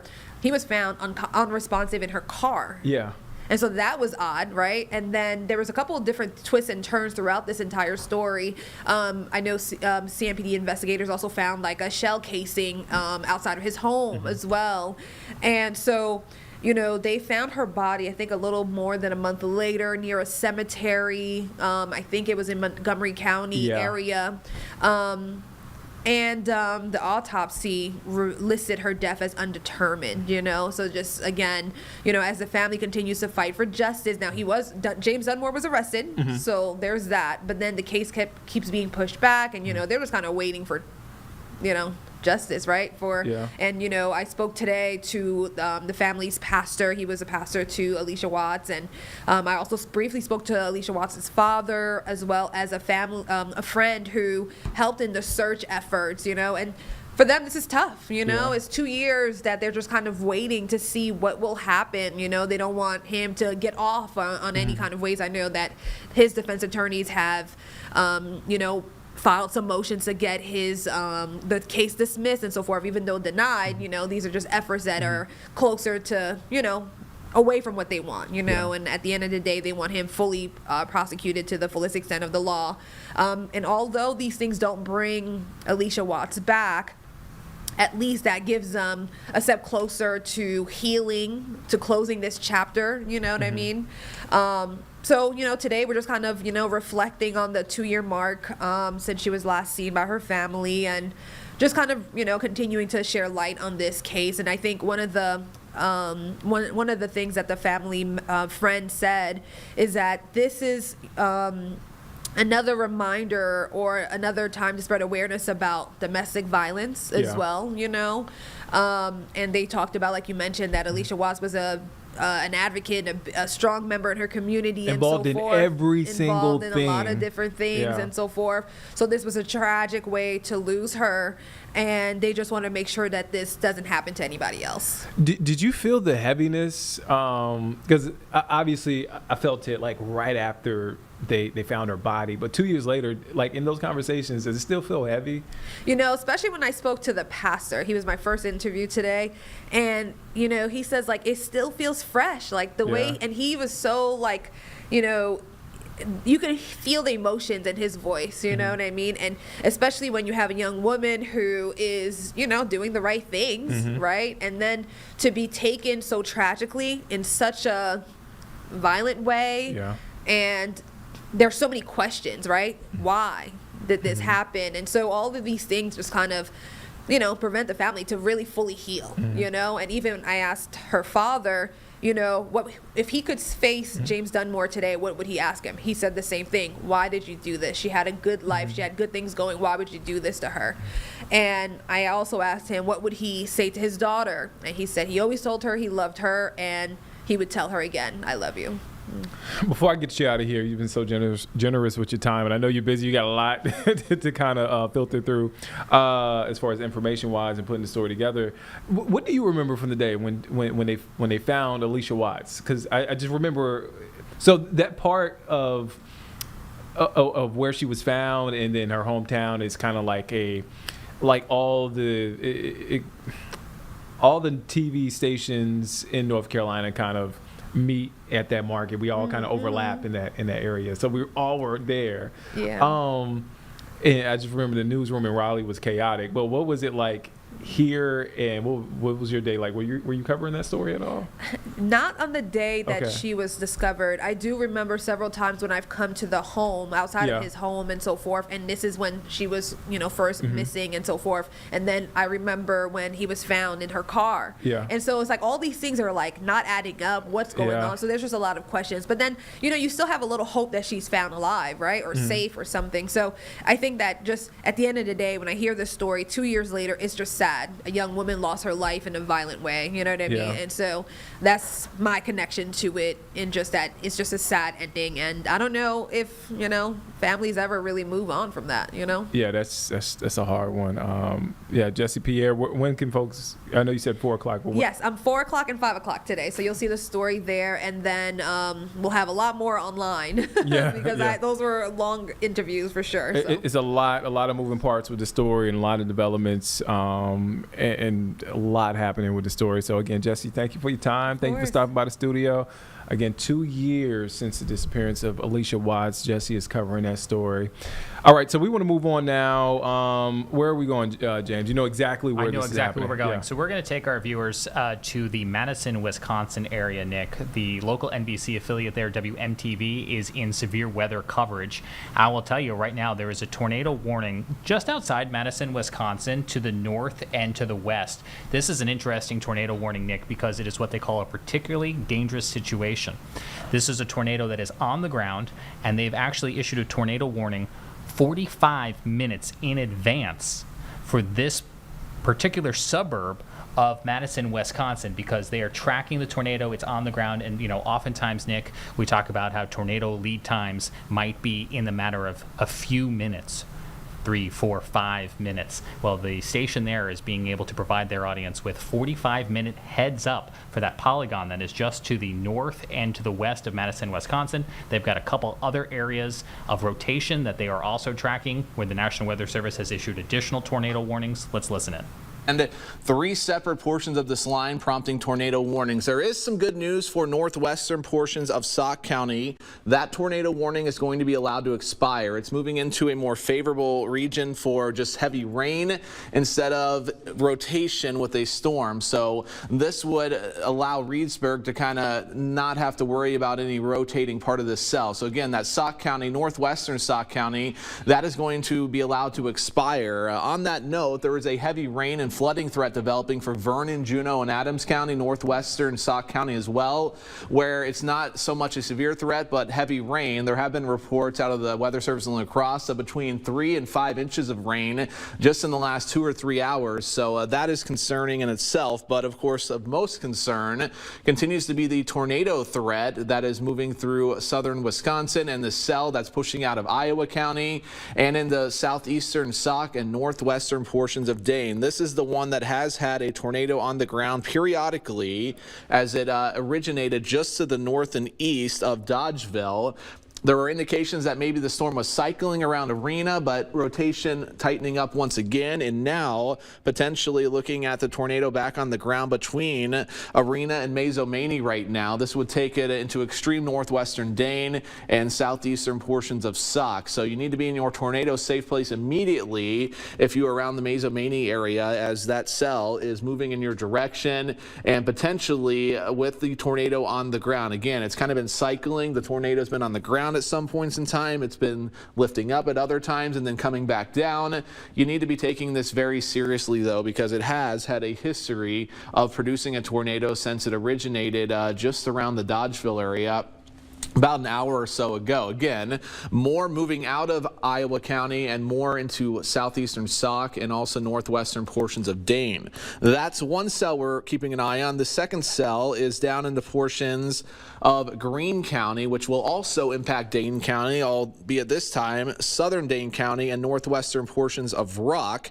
That's going to go until 1:45. So that's 2 different tornado warnings for Dane County. You're probably hearing the sirens. Same thing with Rock County, although that is for a small sliver of northwestern Rock County, closer to the Evansville area. We will take a look at the velocity on this system as well and show you that the storm is still rotating, although it's not as tight as it was earlier. Still has the potential of producing a tornado at any point in time. Have not had a report of one on the ground with this system, but definitely concerning, and you need to be in your tornado safe place immediately. I do want to throw the hail on real quick, because in the last couple of minutes, the hail cores on these systems have been growing just a little bit, especially for this cell down into portions of Greene County around the Monticello area. You can see that darker blue there indicating the potential of maybe some of that quarter-size hail developing. That would be just to the north of Monticello up towards New Glarus, if it holds together, maybe towards Belleville or just south, and then the hail core kind of pressing into southern portions of Dane County as we get a little closer to the 1:30. What time is it? 1:30 this afternoon is when that'll be moving into southern portions of Dane. So again, outside of the rotation, the heavy rain, also a little bit of hail developing with this system, but as mentioned, northwestern Sauk County, that tornado warning is going to be allowed to expire as that threat continues to be more of some heavy rain. The one that we're watching the closest right now, though, is the cell pushing out of Iowa and into northwestern portions of Dane County. This, again, is the one that has been producing a tornado on and off and still shows a pretty tight couplet here on the radar, where you see the darker blue right there and the darker red. This would be where we do have that indication of a tornado possibly on the ground. May not be on the ground the entire time, kind of lifting up and coming down as the storm cycles, but this would be to the east of Arena and pretty close to Mazomanie right now. County Road Y, this is going to go right over County Road Y. Here's Highway 14. Likely going to stay north of there, and Mazomanie points northward. So that's the area we're going to keep the closest eye on as we continue through the afternoon. Charlie, any more reports of tornadoes across the area? No reports coming in. We're going to take a look at debris detection, though, also known as correlation coefficient. This is a product that we use that a normal radar would send out a signal, send it back, there's some rain there. This is detecting abnormal returns, meaning bigger objects in the air than, say, a raindrop. It doesn't look all that impressive right now in either of the spots that we are watching, the one near Belleville and then the one approaching Sauk City. Nothing outrageous on debris detection now. There may be some minor debris around, but nothing too big at this point. Now we're going to go out to Sky Tracker radar, and we're going to take a look at the actual echoes that are coming back with these storms. Again, we still have several warnings that are in effect. The one over Sauk County, that storm seems to be weakening a bit, and as Brian mentioned, that one is going to be allowed to expire. We're going to zoom in on the one that is very close to Sauk City right now, and this is the cell that had a history of producing a tornado on the ground, a sighted tornado on the ground. We haven't had any word lately that is on the ground. Certainly still some rotation in the storm, and it could pop down a tornado at any moment. I will tell you that looking at this, the thing that catches my eye is still this notch, and you can see kind of how the orange kind of notches into the red there. That's an indication that there's some inflow there and perhaps a pretty strong updraft. You'll see that in storms that can produce tornadoes.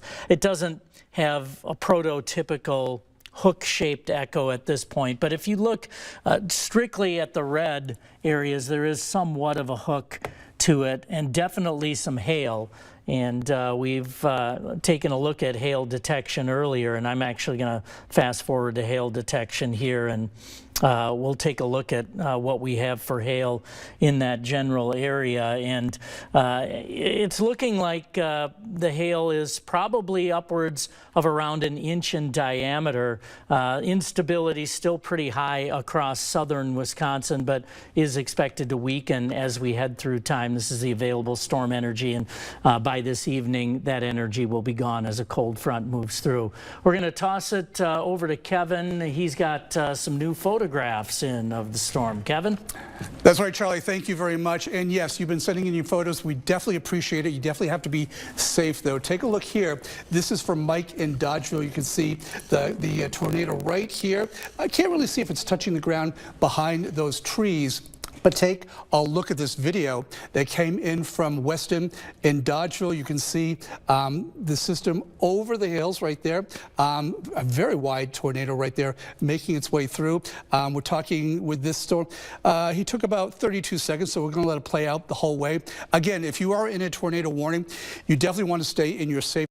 All right, so you're watching Live Impact News on WCNC Plus. You're watching continuous coverage there at WMTV in Madison, Wisconsin, as they are tracking a dangerous tornado threat there in the areas of tornado warning in that area. So we'll continue to keep an eye on that. We want to shift over to D.C. The State Department briefing started moments ago. That is spokesperson Tammy Bruce. She is taking questions as we speak. Let's take a listen in live in Washington, D.C. Let me see, there's a few things that might give us a sense here of what's happening. We are calling on the Syrian government to, in fact, withdraw their military in order to enable all sides to de-escalate and find a path forward. And I think that that's obviously the goal because of the nature of what's happened and the Secretary's phrasing that this was a misunderstanding. He's optimistic that this can be achieved. So you said you're looking for an Israeli withdrawal and a Syrian government withdrawal from the area. Can you be more explicit about where I can't. I can't. Right. All right. Yes, Jillian. So given what you just laid out, seems like it's safe to say that there is daylight between the President and Secretary Rubio and the Israelis? Well, I wouldn't say that at all, no. But very good try. No, I think that there's I think it's very specific what we've been asking. We've been obviously speaking with all the parties involved. We are involved and we know the parties involved. And the President and the Secretary have noted that they expect de-escalation as soon as possible, that this was classically a misunderstanding between Israel and Syria, and long-term tribal issues also in the area. But our best are on it, and that includes, of course, the leaders of the country. Can you comment on the food aid that is set to expire, the 500 billion tons or whatever it is that is set to expire, that was slated to head to help stave off, I guess, starvation in Afghanistan and Pakistan? What I can say without the particular specifics is that we have a kind of a standard procedure that if food is expired, it will be destroyed. So let's get more information on that. I know that there was a conversation about the nature of food and whether or not if it is expired, and if that's the kind, we know we take action with that when it comes to the procedure. So we'll get an answer back for you on that. All right. Yes, sir. Yes, hi. Thanks, Tammy. Just back on Syria, could you give us a sense of whom the Secretary has reached out to, both on the Syrian side and on the Israeli side? No. And sorry, just a quick answer. No. All right. And second, could you give us some clarity as to what he meant exactly by a misunderstanding between Israel and Syria? I mean, I know he said it was complicated, so yes, it's complicated. A short answer, but well, yes. What did he mean by I won't characterize his statement or remarks. I would expect more comments to come from the President, perhaps, and certainly the Secretary. They are, again, have been, as we have in general, involved in de-escalating this, which is the key. But within his experience, he felt that that word was appropriate. Yes. All right. Yes, sir. Thank you. That's where Nadia should be sitting, though. I believe you better tell her. What's your name, sir? Joseph. Joseph, hi there. Welcome aboard. Thank you. I wanted to ask on Gaza if you have any updates to provide on ceasefire talks or progress on that. Yes, we do. There's still negotiations. I'm not going to get into the details of what those are. And of course, last week you'll recall that Secretary Rubio said that we are hopeful. He says, I mean, in the end, we're hoping they'll move to proximity talks. So obviously it's a negotiating process that is underway and ongoing. He said it appears that generally the terms have been agreed to, but obviously now you need to have talks about how to implement those terms. He noted, I should say now President Trump has noted, that we want to have a ceasefire. He's noted that many times. We have to have peace. We want to get the hostages back, and warned Hamas that it will only get worse if they don't agree to this arrangement. Right. And then on Lebanon, Ambassador Barak was recently there and receiving a response to maps for that country to disarm Hezbollah and implement certain reforms. Can you talk about any of the, I don't know what you want to call them, demands or asks that he made of the Lebanese government, specifically as it pertains to Hezbollah's weapons? Was there a timeline given? Has he warned that U.S. support could be withdrawn or reduced if the Lebanese government doesn't make any progress? Well, as you'll learn, if we'll see you hopefully on occasion here, is that I won't speak about the nature of the specifics of what happens in a negotiation, what is asked for, what those conversations are. We do know, of course, that the ambassador, and as of course our special envoy also, has been very open about the fact that, and this was last week, that he was happy with the nature of the conversations and the commitment to disarm Hezbollah. I can also note on the same sort of issue when it comes to money that supports Hezbollah. The Ambassador Barak stated that stopping the flow of Hezbollah's finances, including through Al-Qard al-Hassan, is a USA priority. We welcome Lebanon's recent efforts in that regard as well, as a step in the right direction, but more needs to be done. The Lebanese government must abandon the pretense that Al-Qard al-Hassan is an NGO under Lebanese law rather than what it is, which is a financial institution used by Hezbollah to subvert international sanctions regimes and undermine Lebanon's formal economy. So I can have that for you. Yes, sir. Thank you very much. Tell me, there's a Qatari delegation. We'll take your question, but then I'll come right back to you. Go ahead, sir. Okay. I know you're like really close to each other. All right, go ahead. There's a Qatari delegation visiting the White House tomorrow. And is the Secretary going to be holding separate talks with members of the delegation? And also, what role do you think the Qataris can play in helping secure a ceasefire? Well, I won't discuss what the Secretary's plans are at this point or who he'll be meeting with. We do know, of course, Qatar has been helpful in the past as a partner, but I won't go into the details of what we can expect in that regard. All right? And now, yes, sir. The administration has done a lot of work with the new government in Syria to try and nurture relations, to try and embed stability there, lifting sanctions and delisting HTS and things like that. How did these Israeli strikes, which seem to amount to very sharp escalation, extremely dramatic and devastating pictures, particularly from Damascus, of the impact of the bombings, how does that affect your attempts to build that relationship with the new Syrian government? Well, of course, we know, and we've made a tremendous commitment there to stabilize Syria, and our special envoy, Ambassador Barak, is leading that. And of course, we know of that escalation. Clearly, we've been involved in addressing it. And I think that what is clear still comes from the Secretary's remarks regarding the issue of it being a miscommunication, essentially, and I think that's significantly different than an escalation. But I would wait for us to hear from the Secretary and the President as today. But neither of them had indicated that this seemed to be a dynamic that indicated something that could not be resolved. Their comments certainly indicated that they expected it to be and hoped it to be, and indicated even, again, for within the next few hours could be facilitated. Also about that, though, we do understand that the Israeli forces intervened to protect the Druze. So that is something we can confirm to you. But obviously, I think the comments of the Secretary speak for themselves. Just one more. Yes. Just on one other issue is the ambassador, Mike Huckabee, the ambassador to Israel, appeared in the court hearing for Prime Minister Netanyahu's corruption trial today. I'm just trying to understand what part of the U.S. national interest is served by doing that.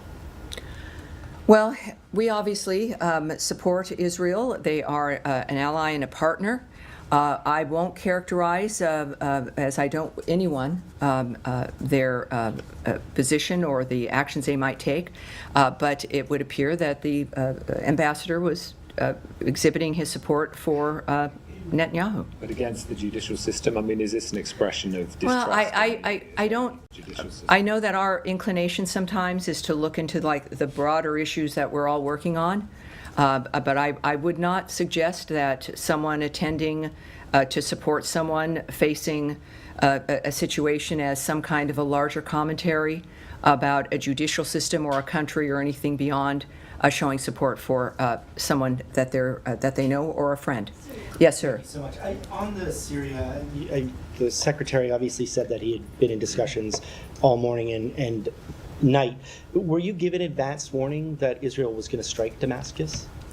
Not that I'm aware of. I think that the reaction of the President and Secretary of State indicate that we're reacting as we should when it comes to seeing something that was unexpected and could be resolved. And then their comments today indicated that that was the response and what they expect to have happen, which they've obviously conveyed to the parties involved. And then just quickly, back to Ambassador Huckabee.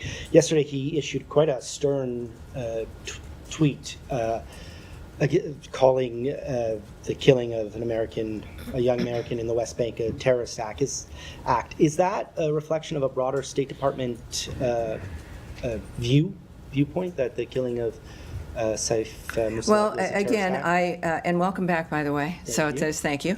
I'm, again, not going to characterize anyone's comments. I think that we've been clear. I can, of course, expand a little bit on our position in this regard.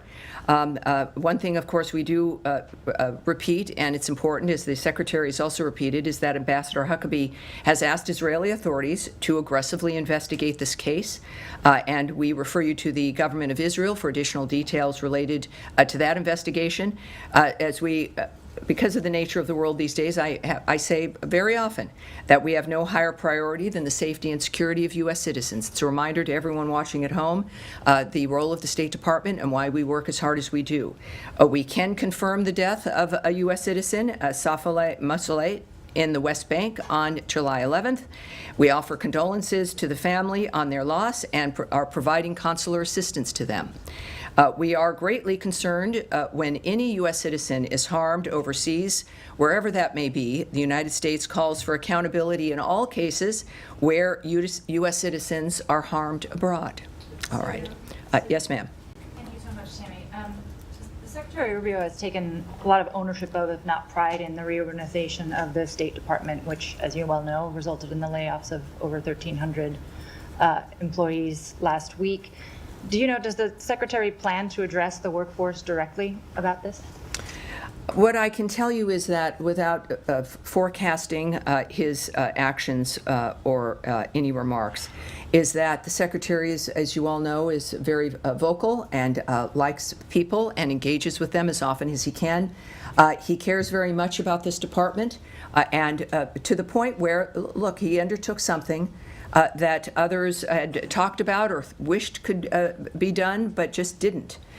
It was important enough for him so that the people who are here could have a work experience and the result of the products they produce and the passion they have for the work, that it could actually be efficient, that it could get things done within an amount of time that makes it relevant. So it's his phrase is at the speed of relevancy. So I would, he speaks to many of us a lot, all the time, and I would expect, of course, that to be the case. He's been busy, as we all know, but he's certainly engaged in this regard and is up to date constantly on the nature of where things stand. But just respectfully, I mean, it's the department he oversees, Sure, right? of course he drove will. a lot of Of this course. process, and I think that we've reported and Well, I think that what I think to not, don't move too far ahead of the fact that I'm not going to state when or how or whether he will. What I've said is that he speaks to us all the time. He loves the department, obviously. This is his home. And I think that on this issue and many others, the people who run this department, who make this department relevant and possible, all of us, whether we be political people or career people or Foreign Service officers, will hear from him, of course. Can I ask on Russia as well? Or you mentioned the arrangement that the president laid out on Monday that the U.S. sell advanced weapons to NATO members who can then pass them on to Ukraine. How many, if any, members of NATO have committed to that arrangement so Well, far? I didn't say exactly that. What we said was that this would involve NATO, and of course they would have the ability to then move them to other countries. So I think that's a specific difference. And I will not discuss certainly whatever we may or may not have negotiated or diplomatic discussions, and certainly far from being able to discuss what NATO leadership may be talking about. Okay, one last question just on the 50-day timeline now for Russia. Have you gotten any indication from your Russian counterparts that there's an interest in a diplomatic solution? I would say that referring back to President Trump's remarks probably gives us the most immediate sense of whether or not he views things as being positive or if he's happy with what Vladimir Putin has been doing. And of course, we've heard from him that he's not happy, is how I'll characterize it, that he's not impressed with the nature of how things have moved forward. And that's what we rely on. We hear, because he's a transparent man, the nature of of his attitude about conversations and his assessment as the leader of the free world, of the entire world effectively, that he's not happy. And I think his current actions of taking a path in order to provide Ukraine with more defensive weapons is an indication of that. But I've said before that while he is a diplomat and is forever optimistic about diplomacy, he's also a realist. And the world has seen, as Iran has seen, and now with these new actions by the president, that Russia is seeing that he's a patient man, but not at the expense of his vision and making that happen. All right, yes. Tammy, following up on the American killed in the West Bank, are there any circumstances in which the U.S. would open its own independent investigation into his murder? Well, first of all, we again know that Israel is investigating. We've urged them to do an investigation aggressively and to finalize that investigation so that we all know what has occurred. I'm not going to speculate on what may or may not happen once that investigation is complete, but we need to wait and let them do that and find out what they ascertain. And then one on the reorg, there's been some criticism that these cuts and these changes actually run counter to the administration's priorities of making America safer, stronger, more prosperous. What do you say to those? Obviously, that's wrong. That's wrong. We've done these things because it's not just having the vision, but knowing how we need to have that vision implemented. I've said from the very start, and I understand why it comes back. This idea that an existing structure that's large is the only thing that will work, or it's large because it does work. The opposite was true. It became large and began to lose its way and became ineffectual, bureaucratically, such a largesse there that things really couldn't get done. Not the fault of the people who were in those seats, but the structure itself. So you can look at a giant building that can't get anything done because of the bureaucracy and the number of offices and the duplications, and it was not working. To cut something down, to have fewer people, to have fewer offices is not necessarily, and certainly in this case at all, true. That means that certain things are going to stop, or certain things aren't going to be functioning as well. Fact of the matter is, they will function better. That we will be able to serve the American people, get our mission done, implement our vision, because it's functional. So let's not mistake size and bulk for the appropriate methodology. You've got a nimble, effective organization that is what we need in order to get things done. Because of the 21st century, you learn about things now. If something happens as we did, let's say with Syria, something happens in Syria right this minute, in 2 to 5 minutes, all of you are going to hear about it on some platform or through some wire service, many of which you will be working for, and it'll be your colleagues. But we will hear about something in the other hemisphere within minutes of it happening. And then we don't have weeks or months to determine what our reaction will be. We also need to have a space where we can act when he says the speed of relevancy, the Secretary is talking about acting in a world where news and information and reality comes to us almost immediately, and we need to act accordingly. So, those who say that this is going to harm the agenda of keeping America safe and strong, that isn't just now. That's the agenda of the American people. We've always wanted that. The American government, by becoming too big, has abandoned us in some fashion in that regard, and we've seen the suffering of the American people throughout generations. This makes it better, makes us safer, makes us stronger, and we will see that because it is fast. You will see that being implemented. Syria. Yes, sir, in the back, right there. Thank you so much, Tommy. Two questions, one on Iraq and the other one on Syria. So recently, the drone attacks has increased on the Kurdistan region, particularly on the U.S. firms, the oil fields operated by the U.S. firms, including an attack that happened today, which the U.S. firms have announced a suspension of oil production. I was wondering what's the U.S. comment and reaction to these attacks, and the U.S. Embassy in Baghdad said that this is not acceptable. What do you mean by this is not acceptable? Are you going to take any actions against those groups who attack these oil fields? Well, we have been vocal regarding actions that have happened with Iraq and the Kurdistan region. We've made it clear that we expect Iraq to withdraw certain dynamics that they apply to the Kurds when it comes to issues of salaries and oil distribution, et cetera. And of course, these kinds of attacks in the Kurdistan region of Iraq are unacceptable. We've expressed our dismay and our problem with them, and that's what I can report to you at this point. All right, Second one question more. one more. On Syria, you said that you confirmed that Israel intervened to protect the rights of Druze in Syria. Well, I said they were to protect the Druze. I did not say the rights of, but yes, that's what we understand is what Israel was doing, yes. So I'm going to ask a question Yes, all about right. the U.S. view on that. So do you think the absence of the comprehensive political solution in Syria, one that safeguards the rights of minority groups like Kurds and Druze, has impacted the situation like that? We've heard Ambassador Barak said that the U.S. does not support federalism in Syria. So how should the minority groups like Kurds and Druze feel safe to integrate within a government which they go and insult their dignity?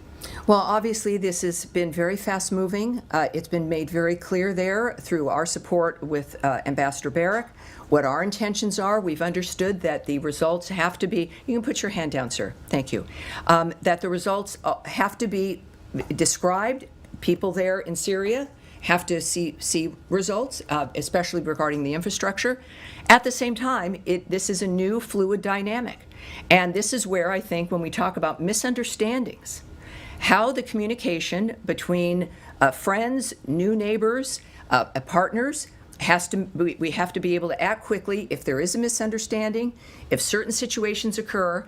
And this is what is very impressive here about what I've been watching over the hours while this unfolded, is the immediate involvement of the President himself, of the Secretary of State, in public, discussing it, having statements be out, making it clear to as much as they can what their commitment is to this situation, to de-escalate. What is the position of the United States? That's what when we talk about being at the speed of relevancy. That is what can matter in this situation in a region that has been in a very tough spot for a very long time. The President has discussed this. So I think that the Syrians, the people there, the Israelis, the Syrian government, the region, know now that people are home here, that the United States is engaged, that we are involved in a committed way, that President Trump cares about each aspect. And certainly, of course, we've heard from the Special Envoy Barak, in addition to the nation's leadership. That in and of itself we think is important, in addition to the results that will come with the diplomacy that we've exhibited over certainly the beginning of this term. Yes, sir. Thank you, Madam Rus. My name is Ahmad Shado. I'm a journalist from Azerbaijan, and I have two questions. Nice to meet you, sir. Thank you, sir. First question. Last week, Syria's transitional president, Ahmad al-Sharon, visited Azerbaijan and met with President Ilham Aliyev, and they signed new agreements on post-war reconstruction process in Syria, energy cooperation, including potential natural gas from Azerbaijan to Syria. And this visit came shortly after the U.S. Decided to temporarily ease several sanctions on Syria to allow humanitarian aid and reconstruction efforts. But some Iranian media outlets sharply criticized this visit of Ahmad al-Sharan to Baku and warning that the cooperation between Azerbaijan and Syria threatens Iran's regional influence. How does the U.S. State Department assess the growing cooperation between Azerbaijan and Syria? What does Washington have? Does Washington have concern about how this might affect regional dynamics in Middle East? All right. Well, there's many things I heard there, and I would like us to take that back, but I will say a few things to what you've remarked on. But let's make sure that we kind of are able to address a lot. As you've noted, of course, part of our commitment to Syria is waiving the sanctions so that we can get investment, so that we can get things built, so that, speaking specifically about infrastructure when it comes to gas, when it comes to energy and electricity, et cetera, that is at the very least that a new government should be able to provide its people. There's an interest clearly in the stability of Syria throughout that region, for the United States, for the world, right? So that we know that there's a multitude of interests. Obviously, we want the region to be involved, and the details of which I won't discuss when it comes to the nature of what the Secretary might be involved in and each piece of that.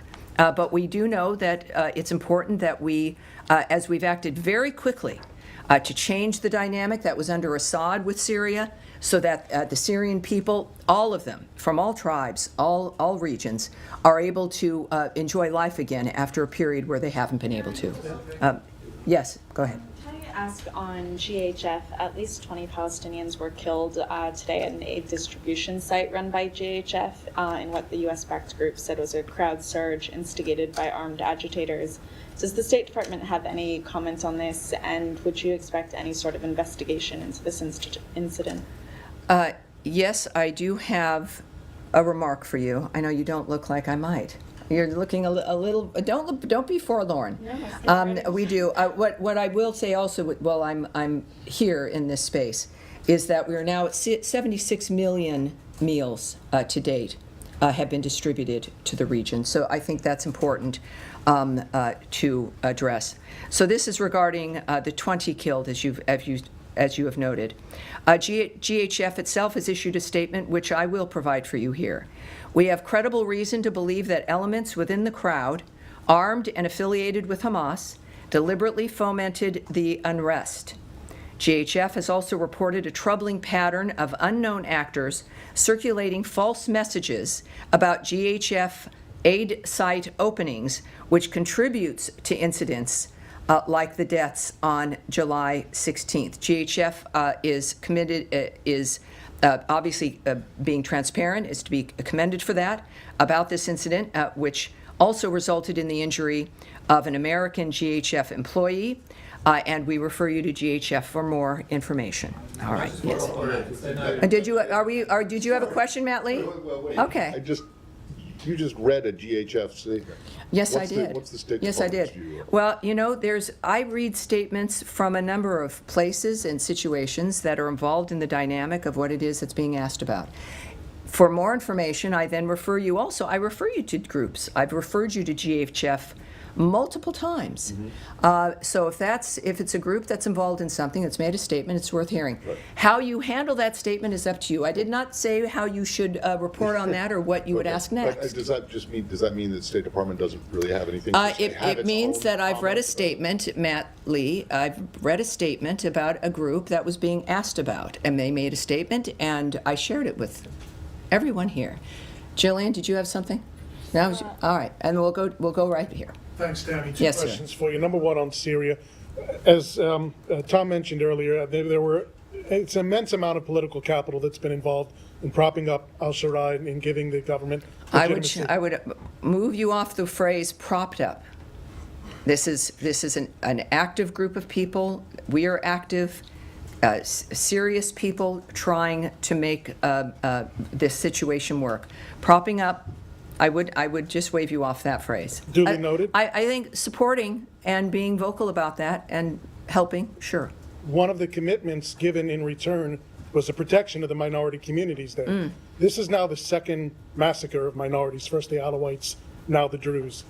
What is the message being sent to the Syrian government that's in terms of their own commitments? Well, this is essentially alluded to before when we discussed this, is that part of the problem in the beginning of something like this that has been dealing with a whole host of horrible situations for generations, a new situation, a situation that's fluid, also in a region that has been in constant trouble with constant tribal issues, long-standing tribal issues, where there's a chance to change an environment.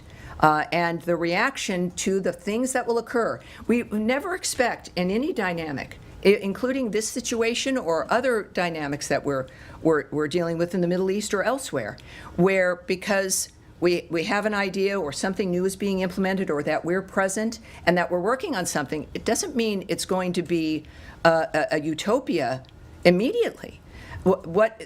You have to recognize that these are things that might occur, be prepared to address them if and when they do, and after the fact, find out, yes, what occurred, what needs to change. I know, of course, that it's not just about stopping an event or dealing with things in a static manner, but each dynamic moves us along in finding out what the challenges are and how to fix that.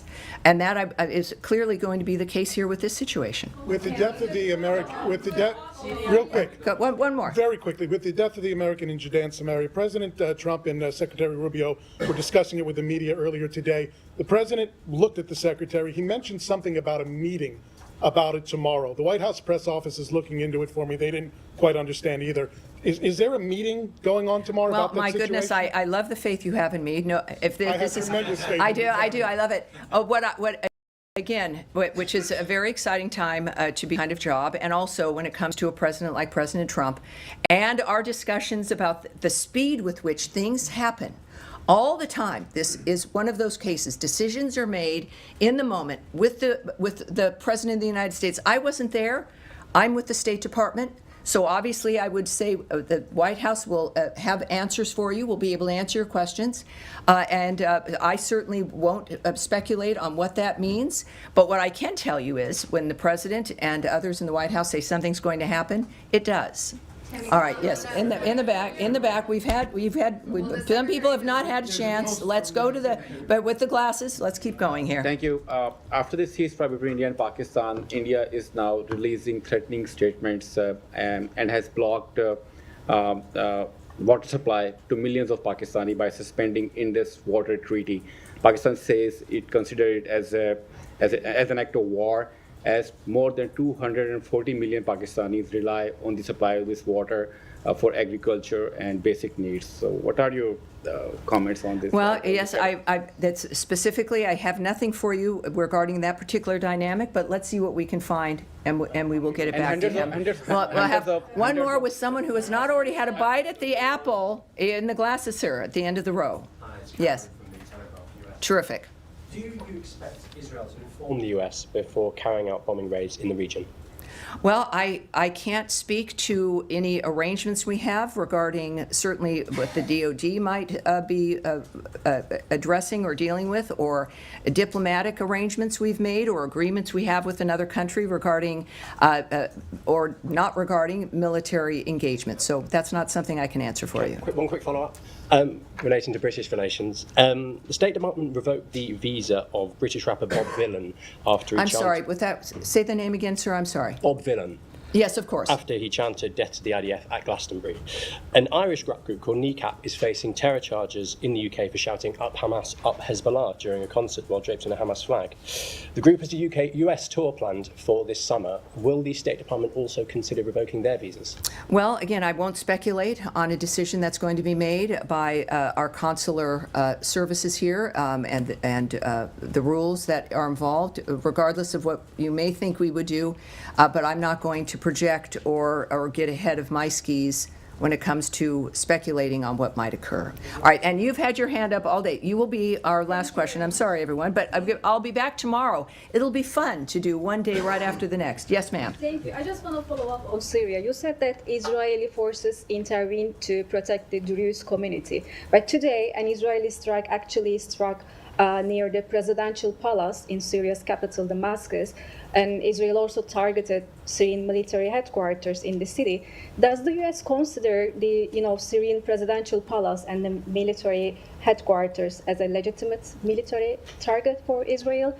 And do you believe that the Syrian government, whose leader, by the way, has met with the President Trump and praised by him, poses a threat to Israel? Well, obviously, those are not going to be. There's a lot of speculation there. I'm not going to comment on whether or not Israel and how they make their decisions about what it is they feel the need to do. We understand, again, that they intervened to protect the Druze. The steps of what that meant to them, I can't speak to. You could, of course, ask the Israeli government. But we are involved, clearly, in the framework of stopping this and de-escalating. And we will, no doubt, have more answers as the days go on. And that will be it. That will be it. Specific steps, can you tell us what those steps are? That's it for today. Thank you, everyone. All right. I'll see you tomorrow. The regular Thursday. And that spokesperson Tammy Bruce with the State Department, that briefing just wrapping up. We are approaching the top of the hour. I promise you guys, it's been a busy day. I promise you a busy show, and we got just that. A lot happening today.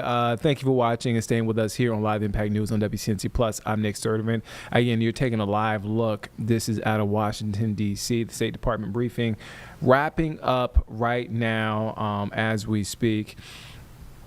There you see the room full of reporters. Do we want to go to this, James? I was just trying to figure out what this is, but I think we'll find out with our viewers. Okay, this is a part of Live Impact News, learning in real time. This is what I was referring to, is this right there on your screen. We're still trying to figure out what this exactly is, this press conference. Let's take a listen in. Let's learn about it. $150 billion to secure the southern border. But the truth is that we still have over 10 million people or more working in construction, hospitality, agricultural, dairies, fisheries, slaughterhouses, who are undocumented but who are not criminals. Human beings invisible to the average American, but without them, we will not have food by this Friday. Yes, they broke the law, but someone gave them a job because they needed those workers who are still needed today. The Secretary of Homeland Security said it herself. She said it herself clearly. Congress needs to write legislation to fix this mess. Well, here is the legislation, madam. No more need to choose between amnesty or deportation. Dignity Bill is the answer. And here's how it works. If you are undocumented, and you have been in the country for more than 5 years, you do not have a criminal record, you're working and paying taxes, you can come out of the shadows with no fear and apply for the dignity status.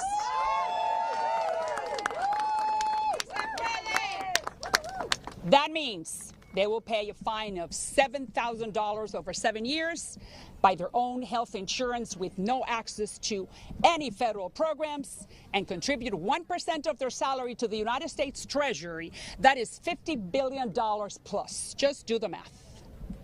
In return, they will never be deported. They will be able to go home for Christmas or to go bury their mother and come back to the United States to continue working and paying taxes. It gives them a dignified life in the promised land, period. Now, I want to speak directly to the President of the United States, President Trump. Sir, the same God who saved you from death in Pennsylvania 1 year ago and who put you back in the Oval Office against all odds is the same God Almighty who millions and millions are begging to for some type of dignity, not amnesty. Sir, I believe that you could be for immigration what Lincoln was for slavery and Reagan was for communism. You are a businessman who understands our economy needs a reliable working force in areas where other Americans don't participate. You stopped Iran on its tracks. You stopped China from eating our lunch. You took the economic oxygen away from Maduro, and you signed the BBB the day that you said you were going to sign it. You have been called to do this, to fix this 40-year mess with just one signature, yours. Human dignity is one of the 7 pillars of American conservatism. For that reason, Mr. President,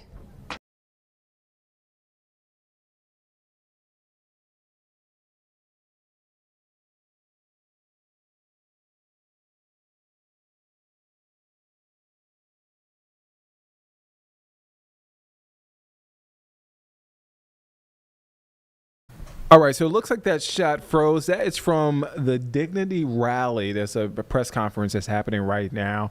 All right, so we're working on getting that shot back. It looks like it came back, unless we want to go back to it. All right, let's check in with weather. Let's check in with a full forecast. This is meteorologist Majestic Storm. Well, good Wednesday afternoon to you. I'm WCNC meteorologist. Majestic storm. Today's going to be a pretty nice day. Generally, everyone should be ready for a good mix of sun and clouds. We should stay mostly dry. We do have a small chance for a random pop-up shower or storm, but no severe opportunities today. Tomorrow, kind of a rinse and repeat, but the heat is on. Today, we have mainly low 90s. Tomorrow, we're back into the mid 90s, and those temperatures, they just keep on cranking up as we're heading towards a weekend. But it's not just the heat that we'll be watching this weekend. We're also going to be watching for the possibility of some tropical development. If you're heading out for an afternoon walk, it's going to be quite enjoyable. Of course, hot and muggy. That's exactly what we would anticipate. By about 2 o'clock this afternoon, 90 degrees. Notice about a 20% chance for a pop-up shower or storm. Not out of the question. In sunset tonight, we'll be at 8:38. Yesterday, we topped off at 93 degrees, and today, well, let's just do it all over again. But remember, once you add in the humidity, it's going to feel a little bit hotter than that. At times, it could feel like we're back into the upper 90s and even some low 100-degree temperatures. So if you work out in the elements, make sure you're still taking breaks from the heat, you're staying hydrated, all the things. Out there in the mountains, 70s and 80s, about 80 degrees there in Boone, upper 80s, low 90s, about 90 degrees in Morganton, 91 out there in Statesville, 93 in Gastonia, Shelby checking in at 93. And I think if we do see any of those passing showers or storms, there is a better chance that the mountain counties will actually receive it compared to what we could see here in Charlotte. As we're looking to the south from Monroe out towards Lancaster, low 90s today, 93 for our good friends out there in Rock Hill. So this is what it's going to feel like as we're heading towards the next few days. A high of 93 degrees, but once you add in the humidity, today it could feel like we're at 100. Tomorrow, 95 for our high, so a little bit warmer, and the heat indices do rise as well. But look at Friday and Saturday. That's when it's going to get really hot, not just our air temperature, but even our heat index. So it's going to feel at times up to 103 degrees. Now, as far as the rain chances go, it is generally low today and tomorrow, but it's not zero. So if you have a garden or you need to water your grass, I'd suggest doing it today and not betting on the rain. Better opportunities, though, as we're looking towards Friday and Saturday. As we're breaking down a few more things that you're going to want to know as we're heading into the day today, let's talk about our futurecast. Remember, this is what our radar could look like. Here's about 3 o'clock in the afternoon. I'm generally just seeing a good mix of sun and clouds, so partly sunny skies today. And then you could see those pop-up showers and storms up there in the mountains and then south of the Charlotte metro area. This takes us through the 6 o'clock time frame, so even after dinner time, if you want to go for an evening walk, I think it's going to be actually quite uncomfortable for you and even for your fur babies if you want to get them out. Then waking up as we're heading into tomorrow for our Thursday. Not a bad start to the day, but remember, tomorrow's forecast is going to be very similar with afternoon opportunities for scattered showers and even a few isolated thunderstorms. If you do have any plans tonight, maybe you want to fire up the barbecue, there's that patio forecast, still bringing that heat and then eventually hitting those mid 80s by about 8 o'clock. So just be mindful of that. Keeping a close eye on the tropics, you can see that area of low pressure that we're still following there. National Hurricane Center still has about a 40% chance that we could see some development over the next 2 to 7 days. That low continues to move in, as you can see those impacts brushing across the Gulf states and probably impacting Louisiana as we're heading into the next few days. So make sure you're just staying close to the WCNC weather team. We'll keep you up to date with what we're looking at. 7-day forecast looks like this. Not bad if you're heading out to the Charlotte FC game. 93 for a high, partly sunny skies, only a 20% chance for showers and storms today and tomorrow, and then we'll be heading into the weekend with a high of 97 on Friday. Hope you have a great Wednesday. All right. Yes, let's have a great Wednesday, middle of the week. Lots going on here for us at WCNC and on WCNC Plus.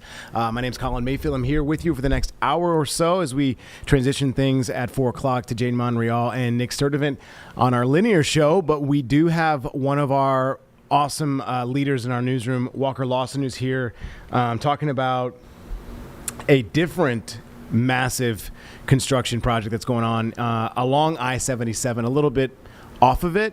This doesn't have to do with the 10-lane bridge, though, that we just discussed over the last week that just started their first beginning phase in Mooresville. This is a different project. So I think this is the east-west connector, the connection in Mooresville. So let's go to Walker now. Walker, this has been going on for more than a year. We were there when it broke ground. You just told me about that. Yeah. So update us, because you know everything about the roads, especially along I-77. There are a lot of projects happening north of Charlotte. A lot of folks, we always say pack your patience, which is very cliche, but it is going to be true over the next couple of months and years as these projects really start to take shape. So let's talk about this east-west connection. Yeah, so it's actually a story that I stumbled across when I went to Mooresville to do another development story. I noticed this had been a large project happening, so I began to get curious and started calling out and asking, and found out this was the east-west connector. So we went ahead and did an update on this project today, because there's a lot more to it. When we first reported on it back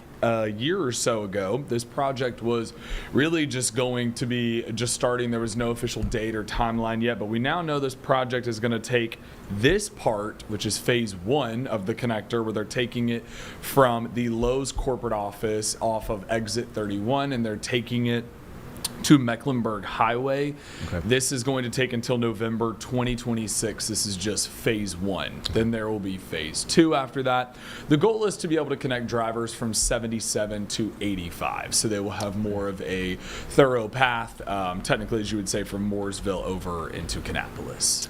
Well, and as you alluded to, you've got headquarters, you've got Lowe's up there, you've got a number of other racing headquarters, obviously not just in Mooresville, but along I-77, the stretch of that roadway for about 20 miles or so. A lot of traffic hits those roads. Obviously, Davidson is up there, and folks head to the Triangle through there as well. Yeah. So detours, and I know you're not necessarily the traffic expert, but I know that you're from around here. Yeah. Are there going to be enough detours for people to try and take to get around this? Because as I said, this isn't the only project that's happening in the area. Yeah, so Mecklenburg Highway is going to be the road that people will see the most impact from, and that's because there are cones set up.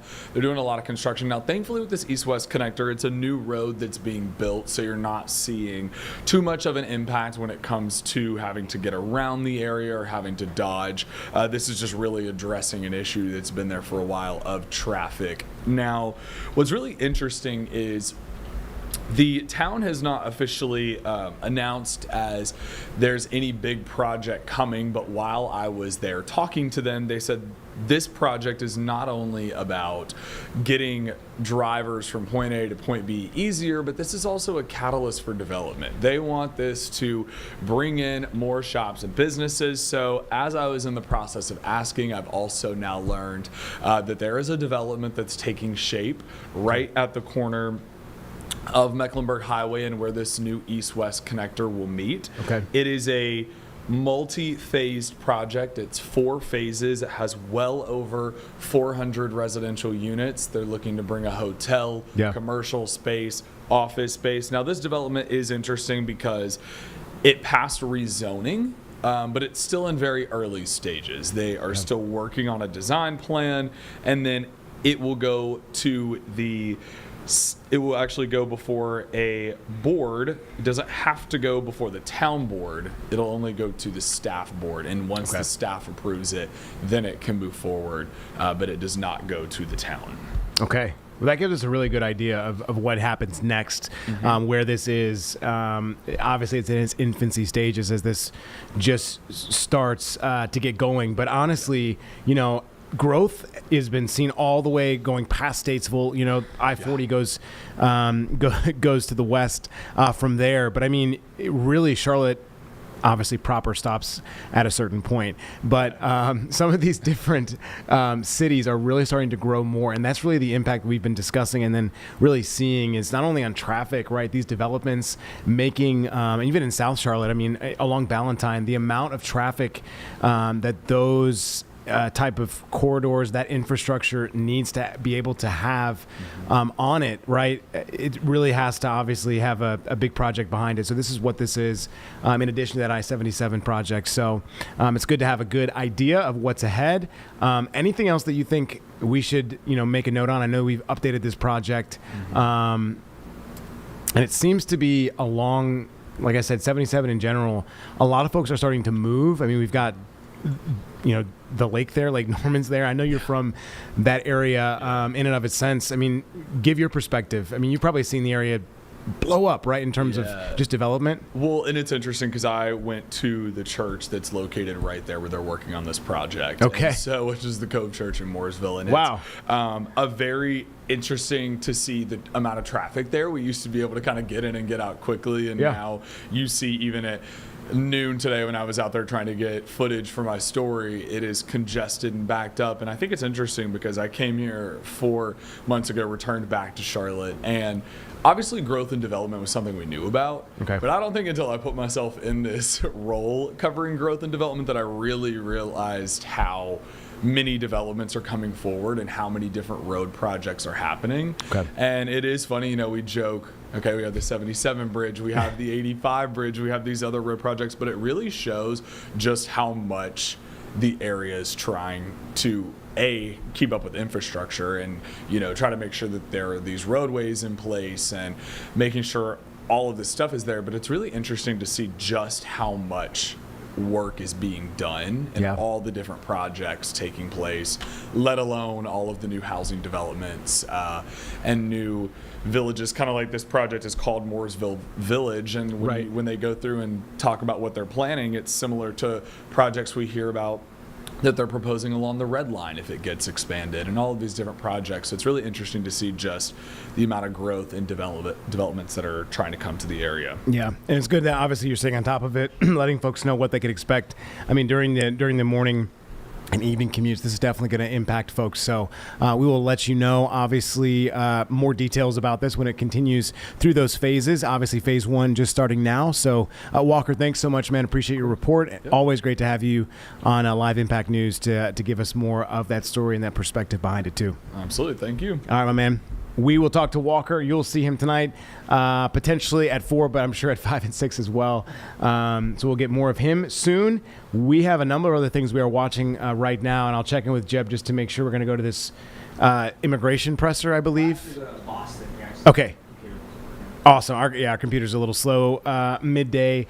There was a fire in Boston at a senior living facility that killed a number of different people. I think 9 individuals.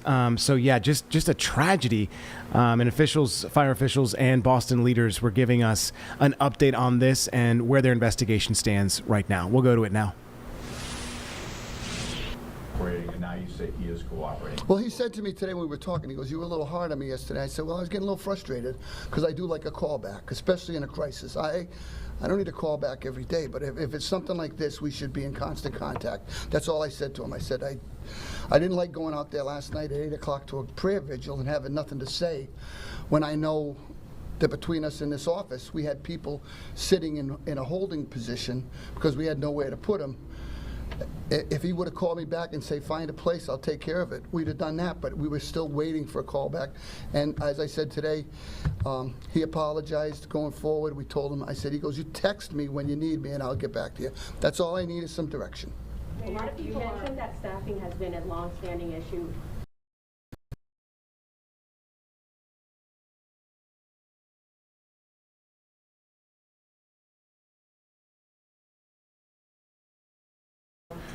All right, we are now going to go to this press conference about the Dignity Act 2025. It is a bill that establishes, I do believe, a 7-year deferred action program that would grant employment and travel authorization to undocumented residents. So a hotly contested issue that many people are discussing right now in America. And obviously, we've seen the Trump administration, some of the actions taken in the last weeks and recent months as well. So let's learn a little bit more about the Dignity Act right now from leaders here. We are going to have an economic calamity on our hands. This is the responsibility of Congress to act. And as my colleague Maria Salazar pointed out, President Trump has a unique opportunity to fix this crisis that has been brewing for 40 years once and for all. He has regained the trust of the American people when it comes to securing our border, something politicians from both parties have talked about for decades and done nothing about. He has effectively stopped illegal border crossings. He has a chance to provide a legal pathway for those who are undocumented, those dreamers, those on TPS, those seeking legitimate claims of asylum to participate in the United States economy, to participate in our communities, and to fix the legal immigration system once and for all. We do not want illegal immigration anymore. We do not want border crossings anymore. We want a legal pathway forward to fix this system and allow our economy to grow. That is why we're all here. We want dignity for every man, woman, and child coming to the United States of America. And with that, I want to turn it back over to my colleague, Adriano Espaillat, my colleague from New York. Thank you, Congresswoman Salazar, and thank you, Congresswoman Escobar, for your leadership. I commend your leadership in bringing this proposal forward. Our communities, the immigrant communities across America, are terrified. You know, they're really scared out there. Some of the children are skipping school. Families are being separated. You know, we're fighting together, trying to build consensus to bring dignity and security for millions of families across America. This weekend we saw a Gallup poll that said that 79% of Americans think immigration is a good thing. 79%, almost 80% of Americans on both sides of the aisle feel that immigration is a good thing. That's what the Gallup poll said this weekend. You know, and it's evenly split. Republicans seem to think it's a good thing. Democrats seem to think it's a good thing. Independents seem to think that immigration is a good thing. So rapidly, from the weaponization of immigration, we have gone to a position where Americans feel is a good thing. I congratulate the members of the Congressional Hispanic Caucus for going to the detention centers, for going to the courtroom, for sticking together in many tough votes. I think that has helped to move public opinion in that direction. Now, last night I watched the Home Run Derby, the Major League Baseball Home Run Derby. And tonight, I'm going to watch the All-Star game.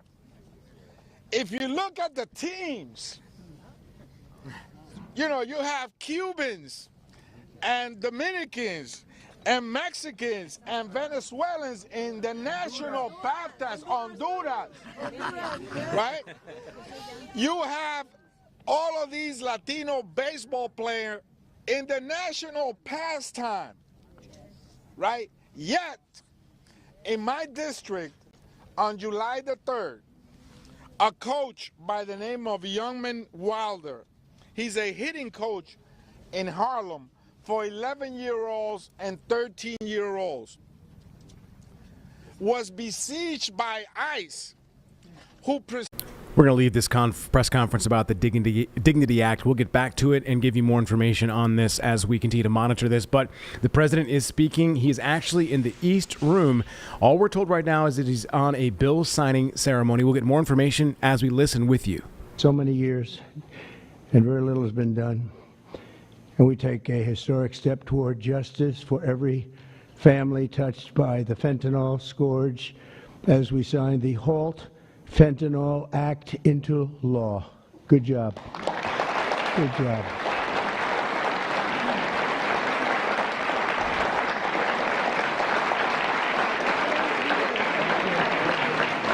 Well done. Well done. Thank you very much. With this bill, we are officially and permanently classifying all fentanyl-related substances as Schedule 1 narcotics, which is actually a very big deal.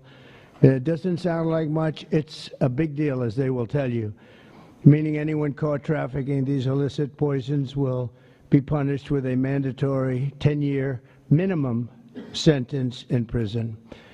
We'll be getting the drug dealers, pushers, and peddlers off our street, and we will not rest until we have ended the drug overdose epidemic and it's been getting a little bit better, but it's horrible. It's horrible. We're going to end it once and for all.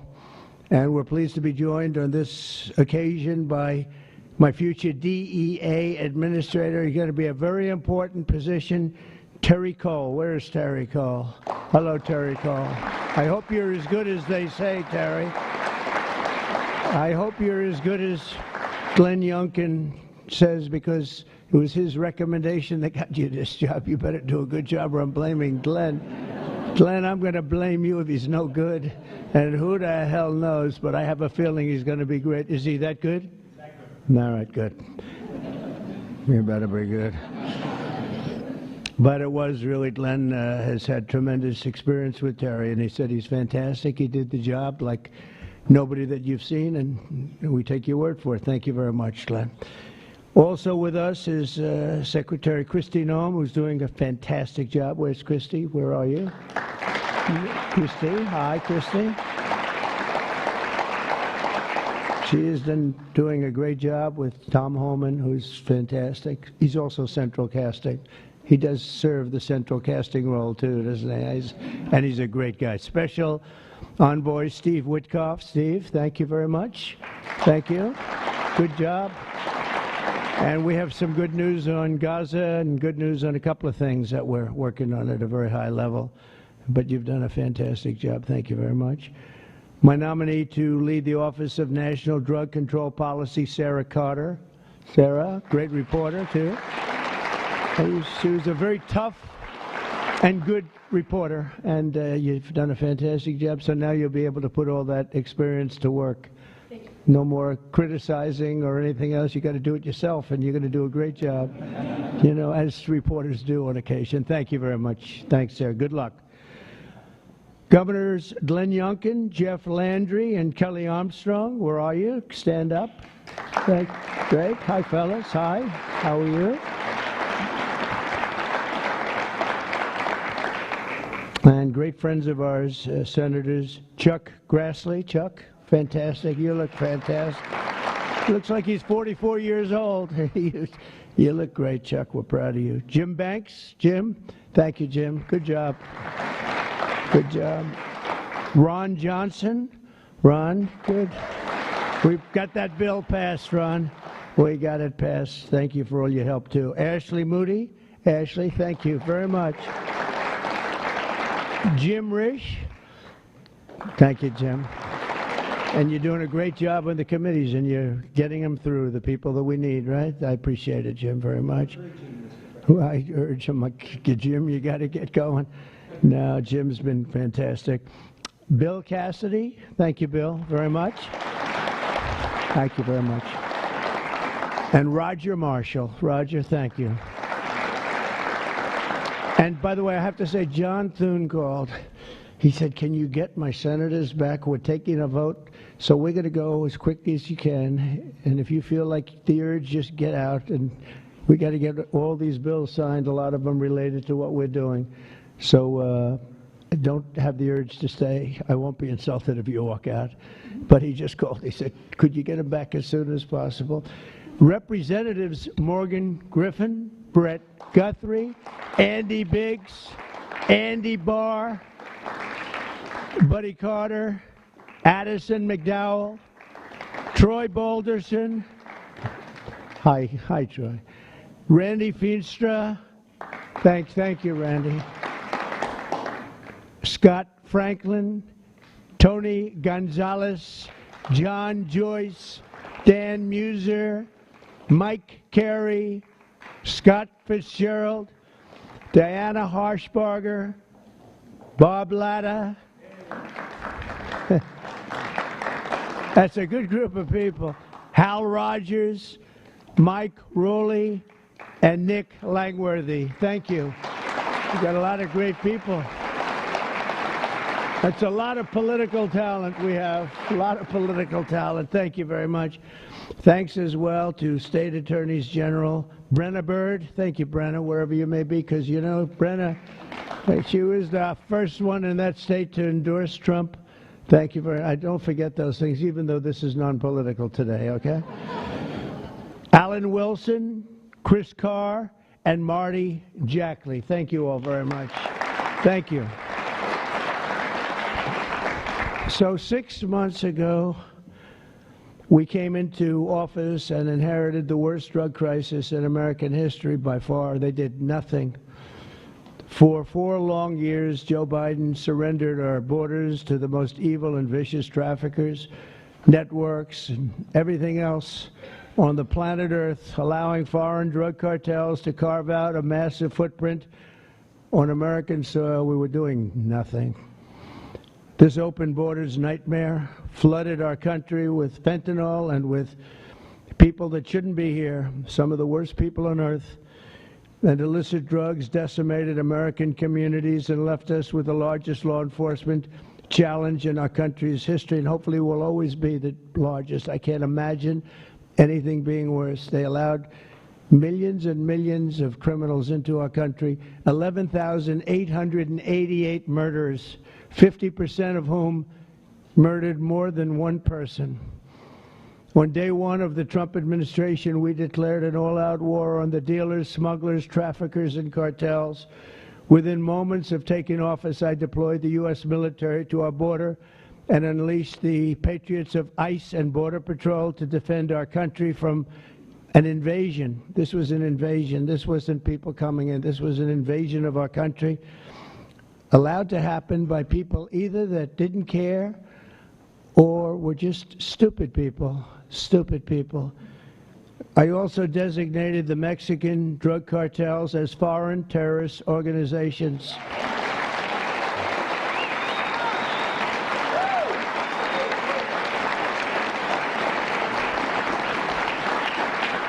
And within a few short weeks, believe it or not, if you remember, now we've even surpassed that, but we achieved the most secure border in U.S. history. And last month, we had the lowest number of illegal border crossings ever recorded. We had in June, the number was actually 0. Now, even I don't believe that, but we're going to take it. How can you go from hundreds of thousands to 0? But that's what they say.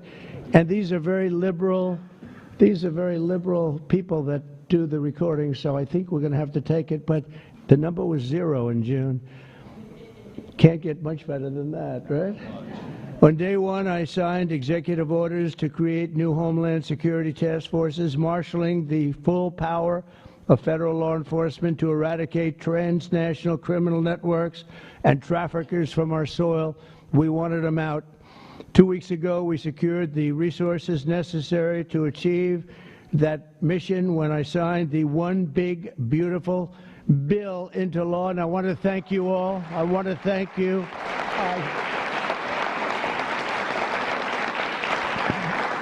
I want to thank you all. You did a great job. And you could go point after point how good it is. You know, they have just a hit against that. It's one of the biggest tax cuts in history, really the biggest everything in history. We have things in terms of security, in terms of securing our country, taking care of our police officers, law enforcement, our ICE and Border Patrol patriots. I call them patriots because that's what they are. These are strong people, tough people that love our country. If they weren't tough, they wouldn't survive. But we do more for the country in that bill, I think, than just about any bill that's been passed. And we're going to have to start speaking about it because the Democrats use it. They say it represents death. How effective is that, right? That's pretty good. It represents that. That's all they have. They only have lies. It's the only thing they have. They don't have policy. They can't get people elected. They don't have good candidates.